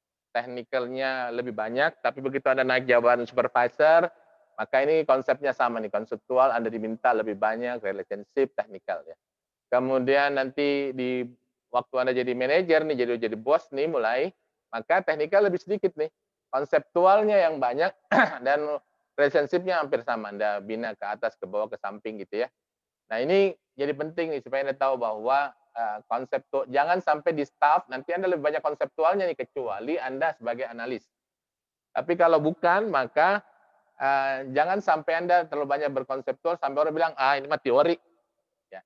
Jadi Anda harus balance yang ininya, teknikalnya Anda harus kuat, tahu cara mengerjakannya dengan baik. Kalau Excel Anda harus mahir dalam Excel-nya, relationship-nya juga Anda harus bisa bina baik ke atas, ke bawah, ke samping. Jangan sampai Anda jadi kayak katak dalam tempurung, cuma sama teman-teman Anda doang, Anda harus bina kemana-mana gitu sama konseptual. Ini kalau Anda benar pekerjaannya, maka grading Anda ini akan Anda kenal grading system nanti. Ini salah satu contoh modelnya adalah Peterson. Ini kelasnya Anda biasanya di kelas rutin ini biasanya di bawah Anda, yang S1, di sini D ini biasanya Anda akan masuk. Kalau di grup Astra itu kelasnya 7, ya. Golongannya di setiap bagian itu akan ada A, B, C, D, E, F, ya, grading. Di Toyota Astra Motor itu kelasnya 12, jadi dia gradingnya nggak pakai ABC tapi langsung angka. Ya, ini gabungan-gabungan tadi jadi model-model grading bisa macam-macam. Ini adalah gaji salary Anda macam yang Anda bisa lihat nanti. Sebenarnya Anda bisa lihat di Robert and Walter Salary Survey. Ini ada terus ini survei masing-masing. Sayangnya di sini nggak ada staff. Aku ada yang ngambil yang staff yang ini nih. Ini Kelly Service ini ada nih. Yang staff gajinya awalnya itu kira-kira di 3,7, 4 ya. Ini masing-masing untuk industri masing-masing beda. Jadi Anda bisa ngecek di manakah Anda akan masuk duluan. Tapi untuk yang spesialis, begitu Anda masuk spesialis, Anda bisa masuk langsung naik di tengah-tengah biasanya kalau yang spesialis ya. Karena di HR itu menganut pay per position, pay per job gitu ya. Nah, jadi kalau Anda di posisinya di sini berarti gaji Anda lebih tinggi daripada di sini otomatis. Kalau posisi job, maka Anda spesialis akan jauh lebih tinggi daripada yang generalis biasanya di awal. Nah, nanti yang berkembang ke atas sampai mengikuti dari kemampuan Anda. Nah, ini juga job. Nah, ini Anda bisa lihat di modul tadi yang ada di sana. Ini account eksekutif. Kalau di sini 2,3 ya. Kalau di Auto 2000 kalau Anda masuk, asal Anda bisa bertahan nih ceritanya ya. Di Auto 2000 sebagai account eksekutif atau sales, maka gaji pertamanya sekarang itu sudah Anda pegang itu kira-kira 4,5 juta minimal Anda pegang. Itu belum insentif. Kalau tambah insentif maka ini bisa naik sampai 8 sampai 10 juta. Ya. Cuma memang mental itu memang harus kuat di sini. Anda harus kerja memang lebih keras dalam proses. Nah, ini satu bagian lagi yang saya pengen lihatkan buat teman-teman, ini sebelum nanti kita akhiri ya. Bahwa di sini Anda akan dinilai nanti soal 2 hal. Satu performance. Performance itu berarti soal hasil pekerjaan Anda. Pekerjaannya tuntas, bagus, sesuai dengan target, nilai Anda berarti B kira-kira. Tapi kalau Anda mengerjakan lebih, harapan hasilnya luar biasa, bos memuji, ini bisa digunakan sebagai bahan ke direktur, bisa let's say, maka itu mungkin nilai Anda jadi BS. Ya. Nah, yang kedua, yang dinilai adalah potensial. Potensial itu adalah Anda itu gelasnya gelas aqua gelas atau aqua botol mili yang kecil, yang 250 mili, yang 250-an gitu botol kecil, atau yang agak besar 600 mili yang normal botol, atau yang botol 800-an gitu yang agak bulat gendut begitu, atau yang 1 liter, atau yang galon. Nah, potensial itu adalah yang mau diukur itu adalah Anda, kalau saya kasih pekerjaan A di satu pekerjaan jabatan nih, Anda bisa mengerjakan di atas rata-rata, berarti Anda dinilainya moderat sampai high. Ya. Nah, bayangkanlah bahwa potensi Anda high, performance Anda bagus tadi, ya. Anda dipuji-puji, didorong, Anda biasanya kalau Anda bagus itu Anda yang disuruh presentasi nanti, Anda disuruh analisis, diminta buat laporannya misalnya ya. Ini performance Anda bagus. Potensial ternyata Anda dengan sama-sama MT atau sama-sama anak baru, ternyata Anda bisa jauh lebih matang dalam analisa maupun keputusan, maka Anda akan masuk dalam STAR nih ujungnya. Ya, high potensial sama high performance. Nah, kemudian yang bagus, yang 3 yang diambil sebagai talent itu adalah yang hijau ini, high potensial, high performance. Ini 3 ini yang diambil sebagai talent pool. Jadi, Anda harus memperhatikan performance Anda nih. Ya, kalau Anda ternyata di awal ternyata performance Anda jelek, Anda cek apakah performance Anda jelek ini karena memang Anda yang malas atau Anda yang tidak mampu, itu berarti kompetensi Anda yang kurang, ataukah Anda bukan passion atau lingkungan yang nggak cocok atau job fit bicaranya ya. Nah, kalau begitu maka Anda harus segera untuk diskusi sama atasan Anda situasinya. Ya. Jangan buru-buru pindah kerja dulu, jangan buru-buru karena jangan-jangan memang Anda bagus karena bos Anda bilang, "Iya, aku lihat lu bagus, tapi kayaknya nggak cocok di tempat sini deh. Mau nggak kalau saya usahain untuk pindah tempat lain?" Nah, berarti ada peluang tuh. Itu usahain begitu, ya. Nah, untuk potensial memang ini ada faktor bawaan, ada faktor bawaan. Ada faktor bawaan itu maksudnya di sini ada IQ berperan, ini ada kematangan, macam-macam potensial. Nah, biasanya kalau saya dulu ini orang suka pakai assessment nih. Kalau saya gunakan dulu pendidikan 360 derajat lebih murah dan bisa lebih dapat gambaran dari atasan, bawahan sama teman-temannya gitu ya. Ini cara penilaiannya. Nah, sehingga jangan sampai Anda ada di bawah sini nih. Kalau yang di bawah ini berarti Anda deadwood nih. Ini pasti sebentar lagi dikeluarin. Jadi Anda harus jaga performance Anda minimal moderat, kemudian Anda perlahan-lahan naik ke sini ke high performance.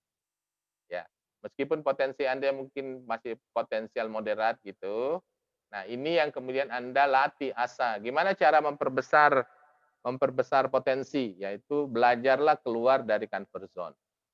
Ada orang itu takut untuk mutusin karena nggak pernah mutusin sesuatu.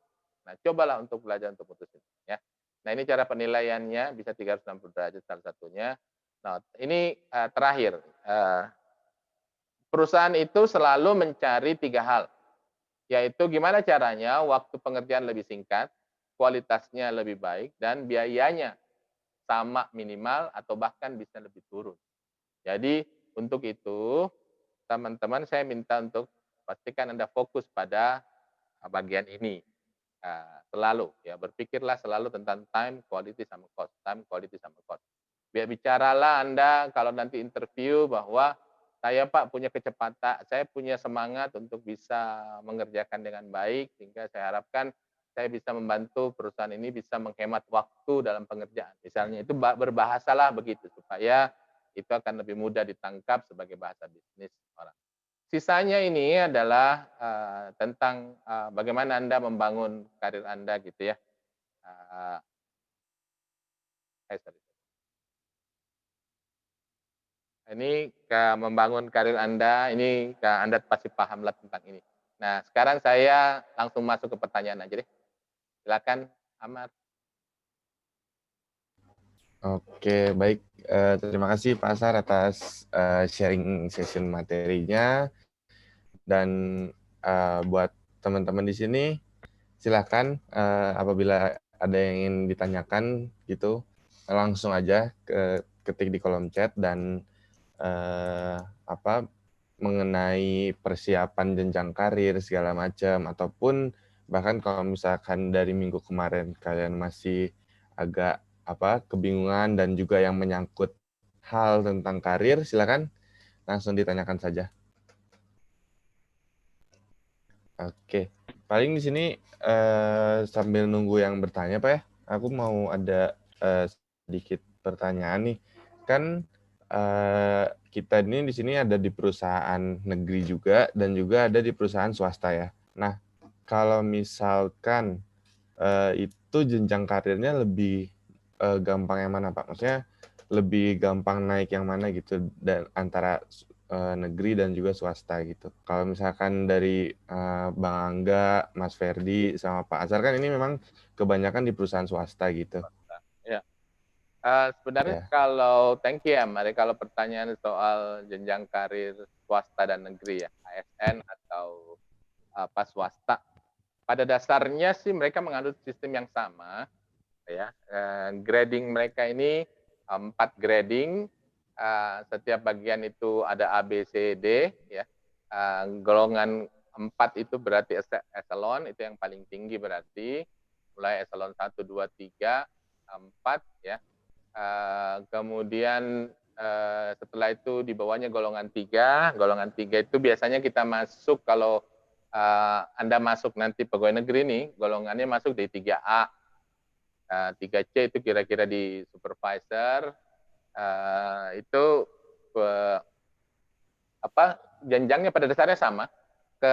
Tapi untuk penilaian, nah ini memang agak berat nih. Swasta itu jauh lebih fair karena memang dia didesain oleh sistem toh. Nah, kalau di ASN maka penilaiannya ini pertama aku ngobrol berapa kali dalam beberapa bulan ini dengan ASN ya, bahwa mereka sistem penilaian itu kadang-kadang belum terbentuk ya, sehingga untuk untuk tahu bisa naik cepat karirnya pasti agak susah. Kedua, eksekusi. Misalnya kemarin saya ke Pemkot ya. Di Pemkot itu ternyata yang training sekarang itu adalah hasil assessment 2018. Berarti buat yang 2019 yang belum di assessment misalnya, atau 2020 assessment, jangan berharap bisa dapat training, karena training itu kalau di ASN itu jalan untuk naik jabatan. Nah, sehingga agak susah. Kalau di swasta, training itu nggak ada hubungannya sama dengan jabatan. Pokoknya HRD merasa bahwa bagian ini lemah, di training langsung. Dia mau nanti naik jabatan setelah itu urusan lain, ada jalurnya lagi. Jadi kalau soal fairness di swasta bisa lebih baik, tapi kalau untuk apakah naik lebih cepat apa tidak, sangat tergantung yang menilai sih. Nah, kalau ASN itu sistemnya belum utuh, pasti agak lebih lama mestinya ya.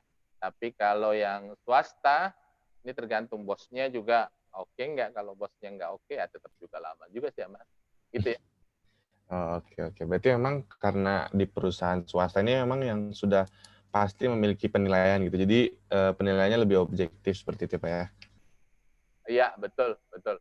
Oh, Objektivitas itu by system, tapi yang nilainya kan tetap orang akhirnya ya. ya. Nah, itu yang kemudian bisa turun objektivitas. Oh, oke, baik. Terima kasih, Pak. Nah, selanjutnya di sini ada pertanyaan juga dari Mbak Rizka nih. Jadi mengenai apabila kita udah dapat offering letter dari perusahaan. Nah, terus kan ada negosiasi gaji nih, Pak. Nah, sebagai graduate itu ini gimana sih tips and triknya gitu supaya bisa melakukan penawaran gaji yang bisa memungkinkan gitu, dan alasan-alasannya itu gimana sih, Pak? Oke. Yang kuat. Kan kata kunci adalah negosiasi. Negosiasi itu sebenarnya adalah harusnya win-win. Ya. Jadi itu dulu konsepnya kira-kira ya, bahwa nah supaya win-win, yang perlu kita ketahui adalah apakah Rizka oke nggak dengan posisi itu dulu. Kalau oke banget, pakai Z begitu, berarti kan kita posisinya kemudian jadi turun negosiasinya karena kita berharap banget. Nah, bagaimana supaya nggak kelihatan? Maka begitu Anda dapat offering letter, ditelepon misalnya, halo Mbak Rizka, ini kita udah lihat TV, kita udah interview segala macam evaluasi, kayaknya Mbak Rizka lanjut tuh ke tahap berikut. Hanya sekarang kita mau negosiasi gaji nih.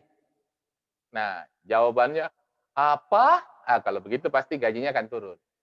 Ya, tapi buatlah ngobrolnya itu datar. Oh, oke, terima kasih kalau untuk kepercayaannya. Oh, oke. Nah, sekarang itu tawarannya gimana ya? Nah, masuklah ke tahap dia, pindahkan bolanya ke dia. Berapa angkanya sih yang ditawarkan? Jadi dia sebutin, "Oh, kita ya well, kalau gross nih," ya harus diingat bahwa gross sama net bedanya kan ada pajak ya.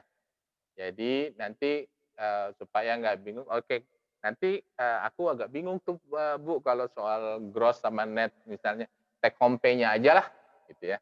Itu berarti yang diterima di transfernya itu berapa itu ada take home pay berarti ya. Nah, itu take home pay-nya berapa? Nah, take home pay-nya itu oke nggak? Pertama yang harus diingat itu adalah kalau Anda kerja di Jakarta, maka tempat kos itu saya dulu tempat kosnya pakai AC itu aja di daerah Hutan Kayu, waktu saya kerja di Kota 2000 nih, itu sudah 1,2 dengan parkir. Ya, jadi kalau itu tahun 2010. Berarti kos sekarang mungkin within, 1.5, itu kira-kira ya untuk kos atau sampai 2 kalau dia deket-deket banget di sana. Berarti kalau dia 2 aja, kalau gajinya 5 berarti sisa 3 dong. Ya, nah tinggal nanti, liatin itu 3 masih oke enggak. Kalau kita oke banget sama pekerjaannya berarti mestinya 3 sih nggak terlalu oke, apa masih oke lah. Tapi kalau kita nggak ya masih ragu-ragu pekerjaan ini oke apa enggak gitu. Nah, mungkin kita bisa, minta, "Mbak, itu, eee, topnya kemudian bisa dapat berapa memang saya bisa naikin? Ada plafonnya enggak?" Misalnya gitu ya. Karena takutnya kalau kalau saya sebagai fresh graduate sih maunya 11 Mbak. Kan dia bilang, "Kalau gitu coret." Ya, cuma kan, saya nggak tahu berapa itunya. Nah, kalau soalnya kalau kos itu begini, ini biayanya kan kira-kira segini, ini makan ditanggung nggak Mbak di kantor? Kalau makan, "Oh ditanggung kok." Berarti nggak ada biaya makan dong keluar, berarti 3 juta aman dong. Nah, tinggal transport, anggap saja transport, bawa beli motor aja lah. Ya, itu baru kemudian bisa lebih berkurang berarti. Nah, memang ini sangat tergantung dari kebutuhannya. Nah, coba cek ada salah satu di Quora apa di ini ada aplikasi di internet itu kok yang bisa ngecek gaji. Sebutinnya dalam perusahaannya gaji di perusahaan ini. Coba tulis deh gaji di Toyota Astra Motor, fresh graduate misalnya gitu, itu keluar tuh. Glassdoor. Itu, bisa bisa ngecek di sana supaya bisa tahu referensi aja, ya. Nah, kalau misalnya dia bilang, "Mbak, ini saya harus ngomongin di telepon atau saya bisa nanti telepon balik nggak? Supaya saya pikir-pikir dulu, Mbak, soalnya ada takutnya saya ngomong di sini malah salah lagi," misalnya gitu ya. Nah, itu juga oke. Nah, pada dasarnya adalah jangan menurunkan posisi Anda dari ekspresi atau tindakan. Karena biasanya kalau kita kayak kita mau jualan, nah kalau kita mau beli mobil misalnya, si salesman akan lihat body language kita tuh, termasuk cara ngomong kita tuh. Kalau kita bilang, "Itu ada diskon nggak ya?" Si sales pasti bilang, "Nggak ada, Bu." Karena dia tahu bahwa kita minta diskonnya, sekenanya. Tapi kalau kita bilang, "Mas, uang saya terbatas nih, kalau Mas nggak bisa ngasih diskon saya 10 juta minimal nih, maka saya kayaknya nggak bakal cukup beli mobil." Oh gitu ya? Nah, jadi, posisi itu yang harus kita dorong. Nah, terus sambil Anda tanya juga, Anda bisa tanya juga tentang, "Boleh tahu Mbak itu memang environment-nya kayak gimana?" Karena kan kalau di lamaran kan nggak bisa kebayang ya. Ini bisa digambarkan nggak ya kantor apa, supaya, saya bisa mengukur-ngukur, job fit saya untuk memutuskan untuk gajinya nanti gitu. Karena kalau kita merasa bahwa kayaknya enak situasinya, diceritain segala macam, mungkin gaji kemungkinan bisa agak agak turun tuh. Karena kata saya tadi bilang bahwa bisa jadi gaji jangan dilihat di awal. Kalau Anda merasa sudah oke pas, maka ada baiknya start dengan itu supaya bisa, ngejar karirnya bisa lebih cepat. Kira-kira begitu, Amar. Oke, baik. Terima kasih, Pak. Berarti memang, posisi untuk, agak-agak jual mahal sedikit itu nggak apa-apa ya, Pak, kalau misalkan Bisa banget, makanya sangat tergantung. jual mahal sih jangan nggak usah bilang, aduh banyak pekerjaan lain yang nawarin saya Mbak, nggak gitu juga. Oke. Oke, berarti emang tinggal pengaturan kata-katanya aja ya Pak ya buat negosiasinya ini.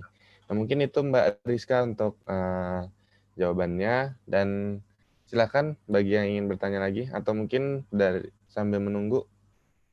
Ini dari Mas Ferdi juga nih. Pak mungkin bisa kasih tips agar teman-teman bisa menjadi talent bagi perusahaan. Harus mulainya dari mana gitu. Oke. Jadi sebenarnya kan kita tahu kita talent apa tidak itu sebenarnya mulai pada saat kita mulai masuk kerja dan mulai mengerjakan pekerjaan. For the first time you sit in your office, maka kita tahu bahwa ini oke apa enggak. Begitu kita lihat pekerjaannya, easy cake gitu misalnya, maka kita bisa lari cepat. Ya. Nah, yang kedua, memang kita harus belajar untuk jadi kalau saya itu standarnya 3 bulan pertama, 1 sampai 3 bulan pertama itu Anda harus mengumpulkan informasi sebanyak-banyaknya tentang pekerjaan Anda. Ya, siapa bos Anda, siapa bosnya lagi bos Anda, bagaimana jalur komunikasinya, bagaimana jalur pekerjaan, terus jalur keputusan, kemudian informasi kita dapat dari mana, siapa source utamanya, kemudian bagaimana kita bisa lebih well prepare ke depan, ngobrol ke atas ke atasan, ke senior, nanya-nanya, dan posisikanlah jadi Anda untuk menjadi orang yang humble, yang selalu bertanya. Karena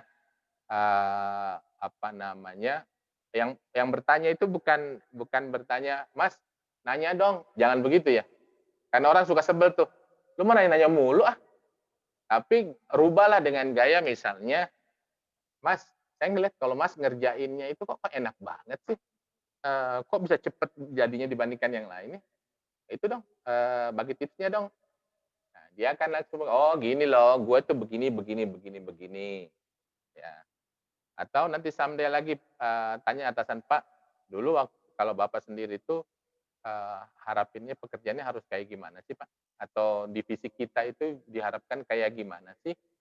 Karena poin itu akan bermanfaat supaya pada saat kita mengerjakan pekerjaan kita itu bisa jadi lebih bagus hasilnya. Dan kita tahu karena customer kita berharap begitu, kita buatnya sesuai itu dong. Sehingga nanti begitu diterima, bos langsung bilang, wah bagus nih. Nah itulah yang kemudian menjadi dasar cikal bakal untuk talent.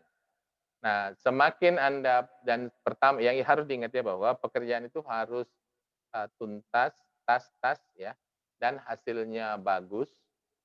Kalau hasilnya sampai cuma bagus doang, berarti itu nilai poin Anda performance B. Kalau Anda mau tadi talent, berarti kan ini harus A performance. Maka orang harus lebih dari harapan. Harapan apa?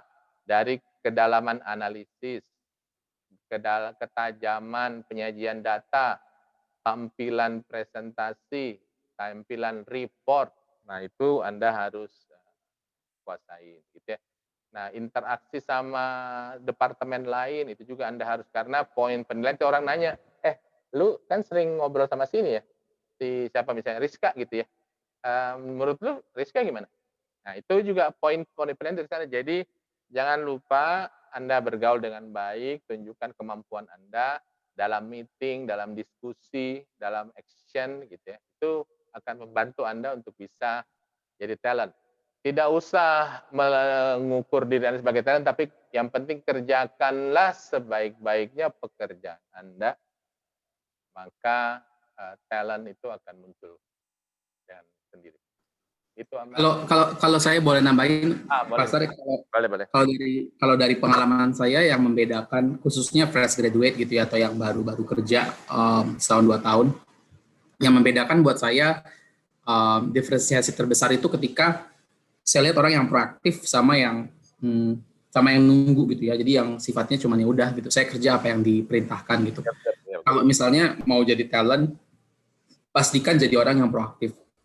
Dulu saya nggak ngerti begini-gini karena nggak pernah ikut webinar, nggak pernah ya kerja aja. Tapi setelah saya retro ke belakang gitu, yang ngelihat emang sebenarnya setiap saya kerja saya orangnya ngerasa ya, saya merasa saya lumayan proaktif ya, Pak Asar lah yang bisa ngelihat juga, saya pernah kerja sama Pak Asar.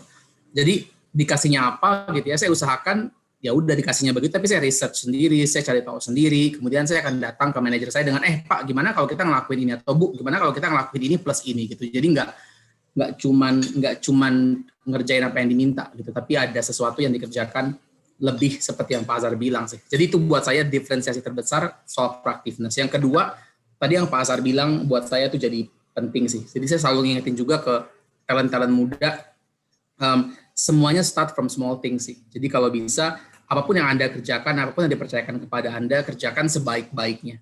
Ya, ini ada Mas Ferdi juga kan. Dulu saya sama Mas Ferdi itu bisa, kerjaan kami itu dulu bisa ke mall, beli-beli ini, beli-beli peralatan games. Dulu. Kita tuh bercanda-bercanda gitu. Tapi kita ngerjain games dan ngerjain training di games tersebut 120% gitu. Pakai patience, benar-benar semangat gitu. Dan dari situ kita belajar banyak hal, karena kita belajar creativity, kita belajar punya ide baru gitu. Jadi ada hal-hal yang kecil tapi kalau dikerjain dengan 120%, sebenarnya kita belajar sesuatu dari sana, dan kita jadi dilihat sebagai orang yang talent, yang semangat gitu, yang punya proactiveness juga. Jadi itu sih buat saya, jadi proaktif sama setia lah sama hal-hal kecil gitu.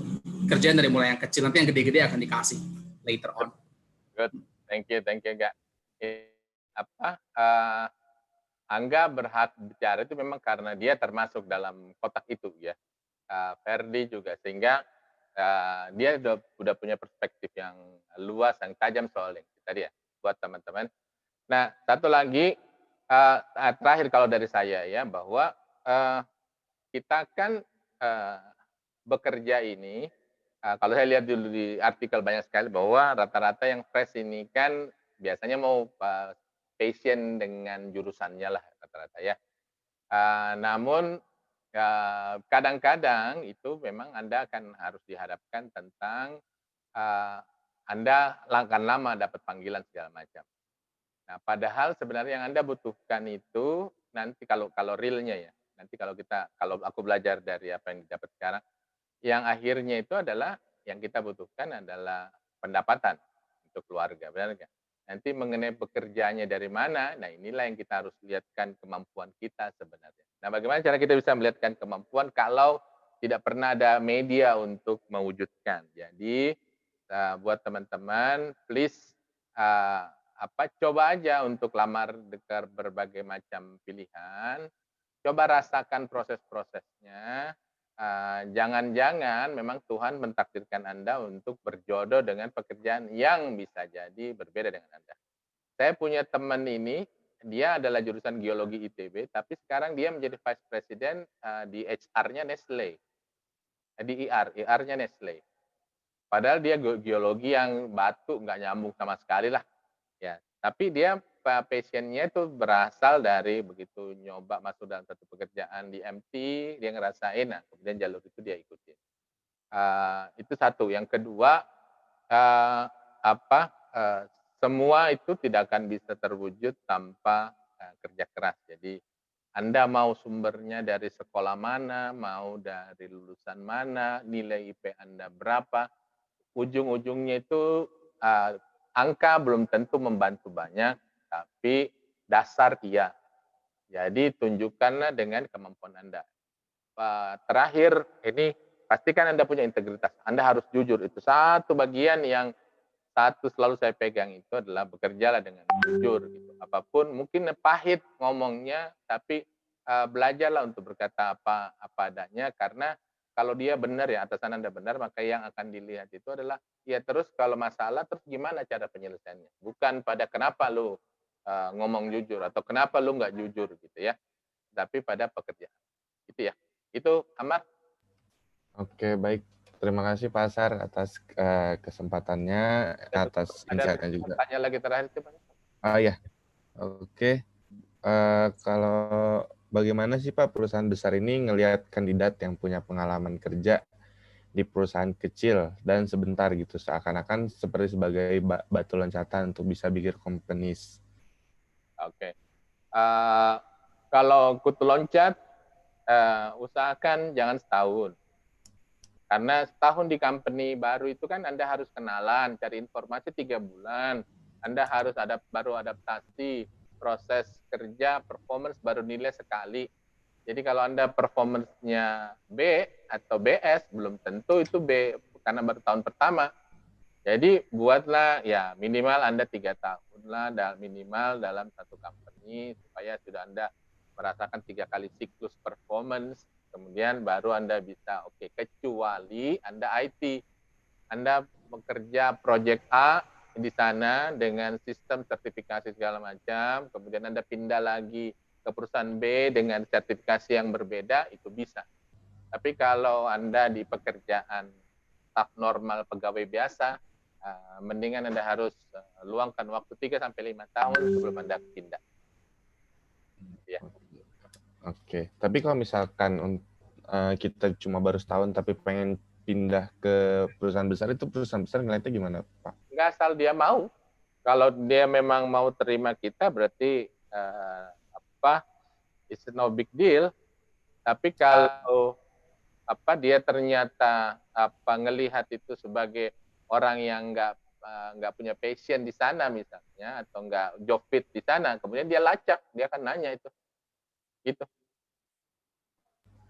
Ya, kalau dari saya tambahannya, sebenarnya untuk berapa lama waktu di satu perusahaan ini udah makin less and less, udah nggak relevan dengan yang sekarang lah, karena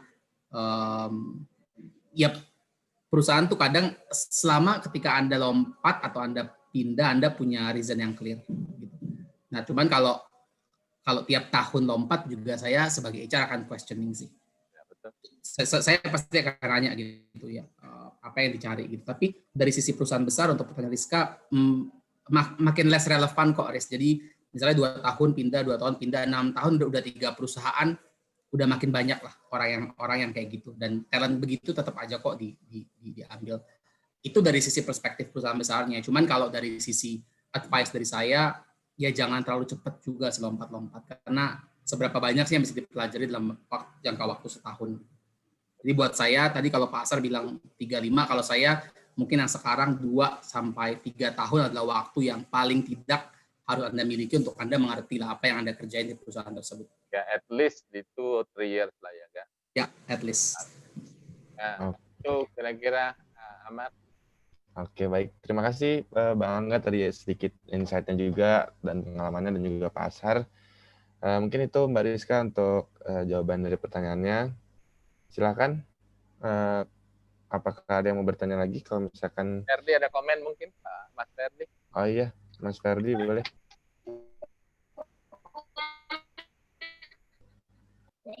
Ya, komen saya sebelum Mas Angga tadi ya, sesuatu yang mungkin masih awam gitu ya di telinga teman-teman, tapi basically talent itu adalah best of the best lah dari para karyawan lah, yang tadi dijelaskan oleh Pak Asar kan sebenarnya. Nah, jadi pesan dari kami bertiga sebenarnya, kalau nanti bergabung di perusahaan, jangan hanya menjadi staff biasa saja gitu, tapi usahakan untuk menjadi talent gitu. Nah, teman-teman bisa menjadi memulai karir sebagai talent dengan membuka www.talent.net. Lagi buka soalnya di bagian karir. Jadi silakan ya, kan kemarin kan saya janji tuh teman-teman tuh, tempatnya Mas Angga juga buka. Maksudnya kita pengennya sekali lagi ya, saya tekankan lagi, ini juga arahan dari Pak Asar juga kemarin, bahwa webinar ini jangan sampai hanya sekedar webinar ya teman-teman, tapi nextnya adalah networking. Make sure bahwa nge-add tuh Instagramnya SSA, Sinergi Selasa Academy, add LinkedIn kami gitu ya. Jadi teman-teman tetap keep in touch sama Mas Aras juga. Mungkin itu sih. Jadi kalau untuk yang tadi pertanyaan saya Pak Asar, Mas Angga, yang tentang talent, kalau teman-teman masih belum cukup familiar dengan istilah itu intinya adalah ketika nanti bergabung ke perusahaan, jangan hanya menjadi karyawan yang biasa, tapi harus menjadi talent dan bahkan top talent tadi kalau istilahnya Mas Angga. Mungkin itu Pak Asar, taman dari saya. Good, thank you. Ya. Oke, terima kasih juga Mas Ferdi. Thank you Ferdi. Nah, itu juga mungkin terakhir aja bahwa untuk relate to talent tadi, salah satu caranya adalah ngobrol lah dengan talent di kantor Anda gitu. Kalau orang bilang, oh itu jagoan tuh, hebat tuh, nah ngobrol lah sama itu, karena bisa ketular tuh. Anda tahu tipsnya, Anda tahu prosesnya, Anda juga bisa belajar cepat dari sana. Itu aja. Thank you, sukses buat teman-teman berarti semuanya ya. Saya kembalikan ke Ahmad. Oke, baik. Terima kasih Pak Asar, Bang Angga dan Mas Ferdi atas kesempatannya juga. Dan kita sudah memasuki sesi akhir dari webinar kali ini. Mungkin dari Pak Asar ada lagi yang mau disampaikan untuk terakhir gitu, penutupan? Ini kan 3 seri ini sebenarnya adalah untuk melengkapi teman-teman nih, supaya bisa siap untuk bertarung masuk ke dalam dunia kerja. Tidak mudah memang, jadi diferensiasikan diri Anda lewat CV Anda, ya. Bongkar kembali, coba lihat CV Anda, masukkan poin-poin plus dari aktiviti-aktiviti Anda tadi, supaya Anda bisa mendapat berbeda dilihat dari para recruiter. Yang kedua, bahwa pada saat Anda sudah dipanggil masuk di interview, maka pertama probability Anda untuk masuk interview yang Anda harus naikkan. Bagaimana caranya? Yaitu naikkanlah jumlah CV Anda yang dikirim supaya traffic masuk ke interviewnya bisa lebih tinggi. Nah, pada saat di interview tadi jangan lupa dress properly, terus tampil menarik, perlihatkan kemampuan Anda yang sudah diajarkan sama Mas Ferdi maupun di Bang Angga. Setelah itu pastikan memang Anda bisa memperlihatkan sisi-sisi plus dari Anda gitu ya. Di LinkedIn itu juga ada di sisi interview itu ada question-questionnya, banyak yang bisa Anda lihatin, nanti Anda lihat tipsnya di video-videonya, kunci-kuncinya supaya Anda bisa tampil di interview bisa lebih optimal. Dan yang terakhir, pada saat Anda nanti berhasil masuk ke dalam dunia kerja, maka pertama Anda harus punya integritas kerja yang tinggi, jujur, antusias, kerja keras, itu proaktif tadi ya Bang Angga sebutkan, itu memang bagian yang Anda harus punya, harus miliki. Pegang itu terus, maka ikutin jalur karir Anda dengan baik, maka talent akan menanti Anda, dan dalam 5 tahun kemudian Anda pasti akan kagum dengan hasil yang Anda capai. Demikian Amar kesimpulannya. Thank you. Oke, baik. Terima kasih Pak Asar untuk kesimpulannya. Dan mungkin itu untuk teman-teman sedikit insight-nya. Dan kita saat ini sudah memasuki di hari terakhir untuk webinar sesi kali ini. Sekali lagi saya ucapkan terima kasih banyak kepada para peserta dan juga kepada para pengisi acara di sini, yaitu Bang Angga sekali lagi dan Mas Ferdi, kemudian juga Pak Asar untuk webinar kali ini. Dan nanti kita mungkin bisa ketemu lagi di webinar selanjutnya. Dan kalau misalkan ingin tahu mengenai informasi-informasi seputar webinar ataupun training-training selanjutnya, bisa saja di-follow Instagramnya dari Sinergi Selaras Academy. Kemudian juga bisa untuk mengikuti LinkedIn masing-masing dari para pemateri dari 3 minggu kemarin, Pak Asar, Mas Ferdi, dan Bang Angga juga. Dan mungkin itu aja yang bisa aku sampaikan. Sekali lagi terima kasih banyak kepada para peserta. Aku izin pamit undur diri. Wassalamualaikum warahmatullahi wabarakatuh. Oh iya, nanti Amar nanti kita kirimkan evaluasi ya. Oh iya. Evaluasi ke peserta mohon diisi supaya kita tahu bagaimana hasil dari webinar kita ini. Oh ya, nanti di IG aja, mungkin di IG-nya aja nanti. Oh ya, di IG boleh, ataupun nanti dari Mbak Dini juga bisa mengirimkan forum evaluasi ataupun seperti apa gitu nanti. Ya. Oke. Thank you, Mara. Siap, thank you, Pak Hasan. Thank you semua. Thank you. Thank you, bye-bye. Assalamualaikum. Terima kasih semuanya. Thank you.